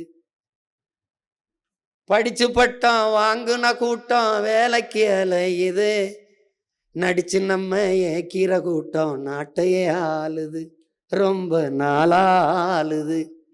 இது யாரு செஞ்ச தப்பு, நம்ம தாத்தா வாட்டி தப்பு. இது யாரு செஞ்ச தப்பு, நம்ம ஆத்தா அப்பன் தப்பு. நம்ம மாமன் மச்சான் தப்பு, நம்ம அண்ணன் தம்பி தப்பு. இனி நடக்கலாமா அப்பு, அது ரொம்ப ரொம்ப தப்பு. அதுக்கு என்ன, உலகத்திலே உயர்ந்த குடி, உலகத்திலே உயர்ந்த குடி உழவர் குடி. அவன் இல்லைனா ஏது உனக்கு சோறு ஒரு விடி, உனக்கு உணவு ஒரு விடி. அதனால என்ன சொல்றா, செயலையும் மாத்து, விவசாயி சின்னத்துக்கு போடுங்க ஓட்ட, கொஞ்சம் மாத்துங்க நாட்ட, அப்புறம் பாருங்க நாட்ட அப்படின்னு சொல்றோம்ல.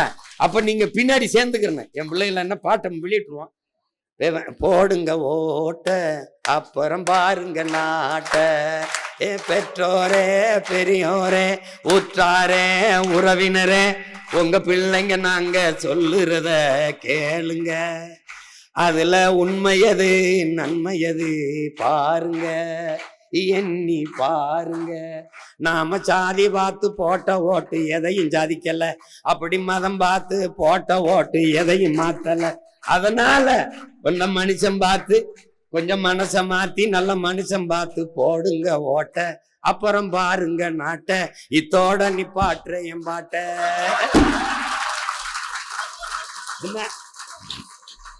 ஏன்னா நீங்க மார்க்ஸ் என்ன சொல்ற, கலை இலக்கிய வடிவம் மக்களிடத்துல புரட்சியை ஏற்படுத்த. இப்ப என்னடா நாடு இது, எவன் செஞ்ச கேடு இது, என்னடா நாடு இது, எவன் செஞ்ச கேடு இது.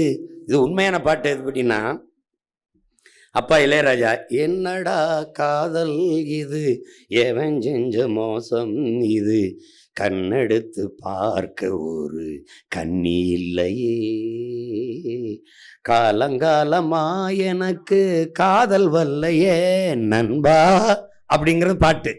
அத என்னடா நாடு இது, எவன் செஞ்ச கேடு இது, நல்ல தமிழ் பேச ஒரு நாக்கு இல்லையே, காலங்காலமா நமக்கு ரொம்ப தொல்லையே தமிழா, என்னடா நாடு இது, எவன் செஞ்ச கேடு இது, நல்ல தமிழ் பேச ஒரு நாக்கு இல்லையே. அப்படி நிறுத்தி, நாம் தமிழர் கட்சி அரசமைக்கும் போது எல்லா நாக்கும் நல்ல தமிழ் பேசும் அப்படின்னு என்ன என்ன தம்பி, அப்படி ரெண்டு பிட்டுகள், ரெண்டு பிட்டு அப்படி போடணும். போட்டாதான் எடுத்து பண்ணுவான். ஆமா, அப்படி ரெண்டு துளி பேசிக்கிட்டே இருந்தா என்னடா அப்படியே பேசிக்கிட்டா இருக்காமலாம் அப்படின்னு வருவாங்க. ஊழல் லஞ்சத்துல ஊறி தாங்கடக்குறான், அட உண்மை நேர்மைன்னா என்னான்னு கேட்குறான். அவன் ஊழல் லஞ்சத்துல ஊறி தாங்கடக்குறான், உண்மை நேர்மையினா என்னன்னு கேட்குறான். ஓட்டுக்கு காசை வாரி இறக்கிறான், உழைக்கி மக்களைத்தான் வயிற்றில் அடிக்கிறான். என்னம்மா தேவி சக்கம்மா, நாடு நாசமா போகுதே நியாயம்மா, கண்ணை திறந்த வாரம்மா எங்க கவலைய கொஞ்சம் நீந்தீரம்மா.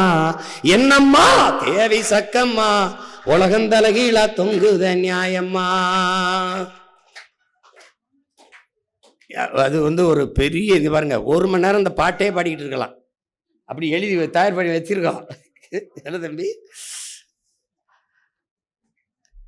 அதுல சந்தான பூமி கந்தகமாச்சு, காத்துக்கு இப்போ திணறுது மூச்சு, மலையில்ல மரமில்லா ஊருல மலை எங்க பெய்யுது, ஏரி கோலம் எல்லாம் குடியிருப்பாகுது, வேளாண்மை செய்யின்னா வேணான்னு சொல்லுறான், வெளிநாடு போயித்தான் ஒட்டகம் மேய்க்கிறான். என்னம்மா தேவி சக்கம்மா, உலகந்தலகீழா நாடு நாசமா போகுதே நியாயம்மா. அப்படி அதுல கடைசியா ஒரு இது போடுவாப்ல, எப்படின்னா இந்த 10 லட்சம் கோடி கடனுல நாடு, இதுல இலவசம் வேற பெருவக்க கேடு, பார்க்க சகிக்கல சனம்படும்பாடு, பார்க்க சகிக்கல சனம்படும்பாடு, இத வளர்ச்சின்னு வாய்கிளிய போடுறான் போடு. என்னம்மா தேவை சக்கம்மா, அப்ப சக்கம்மானே போட்டு வர இடத்துல டக்குன்னு வேற ஒண்ணு போடுறான். எந்தாய வீரம்மா காலி, எந்தாய வீரம்மா காலி, இவங்கள பண்ணனுமே நீ கூண்டோட காலி. என்னம்மா தேவி சக்கம்மா, என்னம்மா தேவி கூண்டோட காலின்னு கடைசி அவ வர்றா, சக்கம்மா வாக்கு சத்திய வாக்கு, ஓ சக்கம்மா வாக்கு சத்திய வாக்கு, ஓ சக்கம்மா வாக்கு சத்திய வாக்கு, வாக்க விவசாய சின்னத்துக்குன்னு ஆக்கு, விவசாய சின்னத்துக்கு வாக்குன்னு ஆக்கு, ஓ சக்கம்மா வாக்கு சத்திய வாக்கு, விவசாய சின்னத்துக்கு வாக்குன்னு ஆக்கு. ஓட்டை யோசிச்சு பார்த்துதான் போடு, ஓட்டை யோசிச்சு பார்த்துதான் போடு, அப்ப சொர்க்கமா மாறுமே நாடு, ஓட்டை யோசிச்சு பார்த்துதான் போடு, அப்புறம் சொர்க்கமா மாறுமே நாடு. என்னம்மா தேவி சக்கம்மா அப்படின்னு நிறுத்திடுவான். என்னம்மா தேவி சக்கம்மாலாம் ஏன் அதெல்லாம் நீங்க பாடணும், கூடி நின்னுகிட்டு. என்னம்மா தேவி சக்கம்மா, கண்ணை திறந்த பாரம்மா எங்க கவலைய கொஞ்சம் நீ தீரம்மா. என்னம்மா தேவி சக்கம்மா, சின்ன வயசுல சிகரெட்டை பிடிக்கிறான், சித்தப்பங்கிட்டைய தீப்பட்டி கேட்கிறான், அட பசுமாடும் ஆத்தாவா அம்மான்னு சொல்லுது, பச்சை தமிழ நம் மம்மின்னு சொல்லுறான். என்னம்மா தேவி சக்கம்மா, உலகந்தலகீழா தொங்குது போடு திணறிடுவான். பயங்கரமா வரும். நீ நினைக்க சும்மா இரு நீ.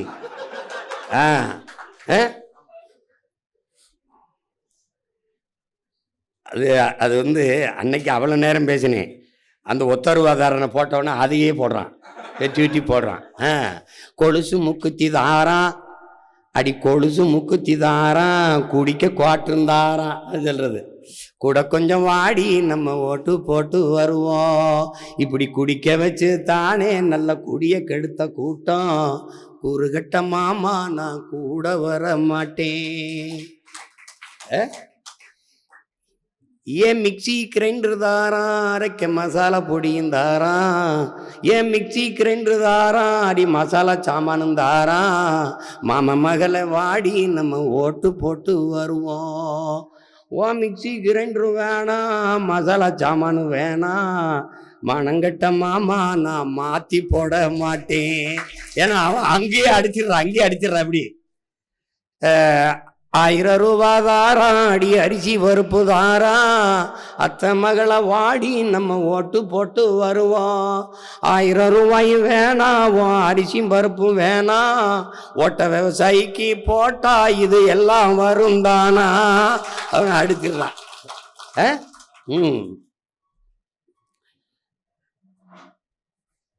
ஏதோ சொல்லுவாப்ல அது. ஏ வேட்டி சேலையும் தாரான் அடி ஓசி பசுந்தாரான். வேட்டி சேலையும் தாரான் அடி ஓசி பசுந்தாரான்.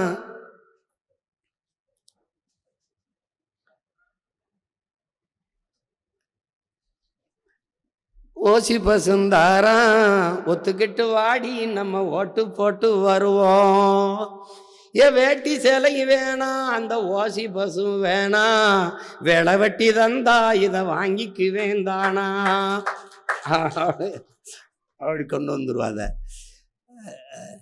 அதனால தேர்தல் களம் நம்ம கையில் தான் இருக்கும். நீங்கள் கவலைப்படாமல் இருங்க. அதெல்லாம் சிறப்பாக பண்ணி விட்டுருவோம். எல்லாரும் பொறுப்பை உணர்ந்த தளபதிகள் கொஞ்சம் ஒற்றுமையாக இருந்து வெல்லணும். இது கடைசி வாய்ப்பாக இருக்குது நமக்கு. இந்த இடத்துல தடுமாறிட்டோம்னா ரொம்ப கஷ்டம். ஏன்னா தேசிய அரசியல் இதுவரை தொடங்கி முடங்கி போய் நின்னதான் வரலாறு. ஆனால் ஒரு எழுச்சி விட்டு ஒரு தேசிய அரசியல் இவ்வளோ தூரம் வந்தது நாம் தமிழர் கட்சி தான் முன்னெடுத்திருக்கு.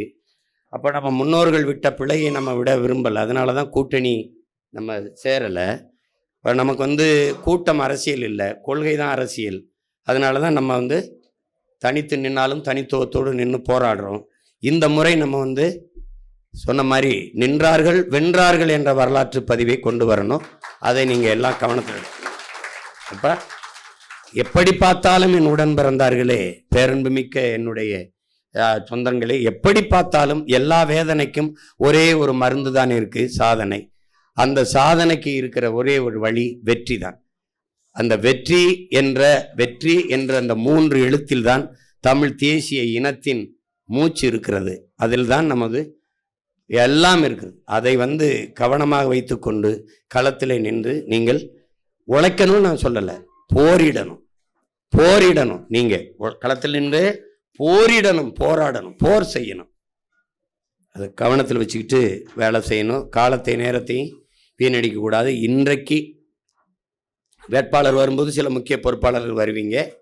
இல்லைன்னா மற்ற எல்லாரும் போய் மாநாட்டிற்கு பேரெழுச்சியாக வருவது எப்படி, அதை நீங்கள் அந்தந்த மாவட்டத்தில் கலந்தாய்வு போட்டு ஒன்று நீங்கள் கவனிக்கணும். ஒரே இடத்தை குறிக்கணும். இப்போ ராமநாதபுரம்னு வச்சுக்கிறோங்க, என் ஊர். இப்போ சிவகங்கைன்னு வச்சுக்கிறோங்க. 4 தொகுதி இருக்குது: திருப்பத்தூர், காரைக்குடி, மானாமதுரை, சிவகங்கை.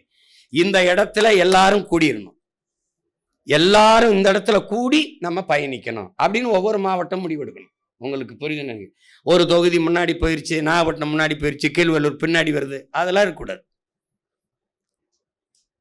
ஒரு புரியுதா உங்களுக்கு? இப்போ புதுக்கோட்டைன்னா புதுக்கோட்டை ஒரு இடத்துல இந்த மணிக்கு கூடுறோம், வந்துருங்க எல்லாரும் வந்துருங்க, வந்துட்டீங்களா எல்லாரும் வந்துட்டோமா அப்படின்னு சரியாக கிளம்பி வரணும். அப்படி வரக்கூடாது. பயணத்தை ஒழுங்கு பண்ணி திட்டமிட்டு எல்லாத்தையும் மிகச்சரியாக செய்து ஒரு மிகப்பெரிய ஒரு ஒழுக்கமான கட்டமைப்பான இராணுவத்தை கட்டிய ஒரு தலைவனின் பிள்ளைகள் நாங்கள். எங்கள் இராணுவம், மக்கள் இராணுவம் எப்படி இயங்குதுன்னு காட்டணும். மாநாட்டில் எந்த சின்ன ஒரு இதுவும் வரக்கூடாது. அந்த இடத்துல யாராவது ஒருத்தன் தேவையில்லாத குரல் எழுப்புனா கூட மொத்தமாக எந்திரிச்சு பார்க்கறது, அது பண்ணுறது, அது செய்யக்கூடாது. அதுதான் அநாகரிகமாயிரும். ஒருத்தன் சத்தம் போட்டால் யாராவது வேணும்னே கூட வேற ஒருத்தன் தனி கிணி போட்டு சத்தனா கூட திரும்பக்கூடாது. டப்புன்னு அவரை மெதுவாக அந்த பக்கத்து வாயை பற்றி இங்கே வாயா அப்படின்னு போயிடும். உடனே எந்திரிச்சு எல்லாரும் பார்க்கறது அதுதான் பெரிய தவறாயிருக்கு. நீங்க உடனே என்ன பண்ணிடுறீங்க, அதுக்கு பின் விளைவை காட்டி ரியாக்ட் பண்ணிடுறீங்க. அது அப்படி யாரு என்ன அப்படி அந்த இடத்துல இருக்கவே அழா தூக்கி வெளியில கொண்டு போயிடணும். அது என்ன நடந்தது ஏது நடந்தது யாருக்கும் தெரியக்கூடாது. அது கவனமாக நீங்கள் வேலை செய்யணும். இந்த மாநாடு மிகுந்த நமக்கு எதுக்குன்னா நம்மளுக்குள்ளே நம்மளை நாமே புதுப்பிச்சுக்கிறேன், உற்சாகப்படுத்திக்கிறேன். அதுக்கப்புறம் இருக்கிற 1.5 மாதம் 2 மாத தேர்தல் களத்தை நம்ம உற்சாகமாக களத்தில் நிற்கணும், வெறி கொண்டு நிற்கணும். கவனம். நமக்கு வழியே இல்லை. கடைசி பொழுதில் நம்ம இனம் நிற்கிது. நமக்கு வெற்றி ஒன்றை தவிர நம்ம இனத்தின் பாதுகாப்பான வாழ்விற்கு வாய்ப்பு இல்லை. அதனால் இப்போ எதுவுமே இல்லை. காடு மலையெல்லாம் நீங்கள் பார்க்குறீங்க, போட்டு காட்டுறேன் பாருங்க, ஒன்றுமே கிடையாது. நமக்கு ஆறு கிடையாது, அருவி கிடையாது, ஒன்றும் கிடையாது. அப்போ நம்ம பிள்ளைகளுக்கு என்ன வச்சுட்டு போகிறோம்? அதனால் கவனமாக இருந்து வேலை செய்யுங்க. வேற ஒன்றும் என்ன சொல்கிறதுக்கு இல்லை. இனிமேல் சாதிக்கிறதுக்குத்தான், நமக்கு வெல்வதற்குத்தான் வாய்ப்பு இருக்குது. வெற்றி ஒன்றுதான் நம் இனத்தை வாழ வைக்கும். அதுக்கு ஒரே வழிதான் இருக்குது, நாம் தமிழர் கட்சி வெல்லணும். அதுக்கு கடுமையாக உழைங்க.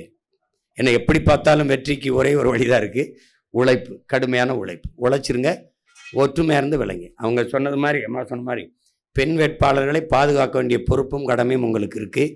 தனியாக நம்ம பிள்ளைகளை விடாமல் பெண்கள்லாம் சேர்ந்து வேலை செஞ்சீங்கன்னா ஒருத்தர் பரிமாறிக்கிடுவாங்க. ஏற்கனவே வகுப்புகளை நான் எடுத்திருக்கேன். நம்ம வீட்டு பெண்கள், வீட்டுக்கு ஒரு பெண் ரோட்டுக்கு வர வேண்டும், ஓட்டுக்காக நாட்டுக்காக சொல்லியிருக்கேன். வீட்டுக்கு ஒரு பெண் வீதிக்கு வர வேண்டும். எதுக்காக? வாக்குக்காக, நாளைய தலைமுறையின் வாழ்க்கைக்காக. அப்போ அந்த அடிப்படையில் நான்னா என் மனைவி அந்த ஒரு வாரம் கடைசியா தினால் என்ன, என் அம்மாவோ என் தங்கையோ என் மனைவியோ ஒரு வார காலம் கடைசி 10 மினிட்ஸுங்க மாதிரி, கடைசி 10 டேஸ், அது கடைசி 7 நிமிடம் மாதிரி 7 நாட்கள் என் வேட்பாளரோடு இருக்கணும். காலையில் 1 மணி நேரம், மாலையில் 1 மணி நேரம். அந்தந்த தெருக்களில் நாங்கள் எங்கள் பிள்ளைகள் வாக்கேட்டு வரும்போது, என் வீட்டு பெண்கள் வரும்போது, பெண்கள் பங்கேற்க எழுச்சி வரும். அந்த பேரணியோ அந்த வாக்கு சேகரிக்கிற கூட்டமோ எழுச்சி வரும்போது வெகு மக்கள் கவனம் திரும்பும். இவ்வளவு பேர் குடும்பமாக வேலை செய்கிறாங்களே, இவங்களுக்கு ஒரு ஓட்டை போடும்னு வரும். அந்த முறையை யாரும் கையாள மாட்டாங்க.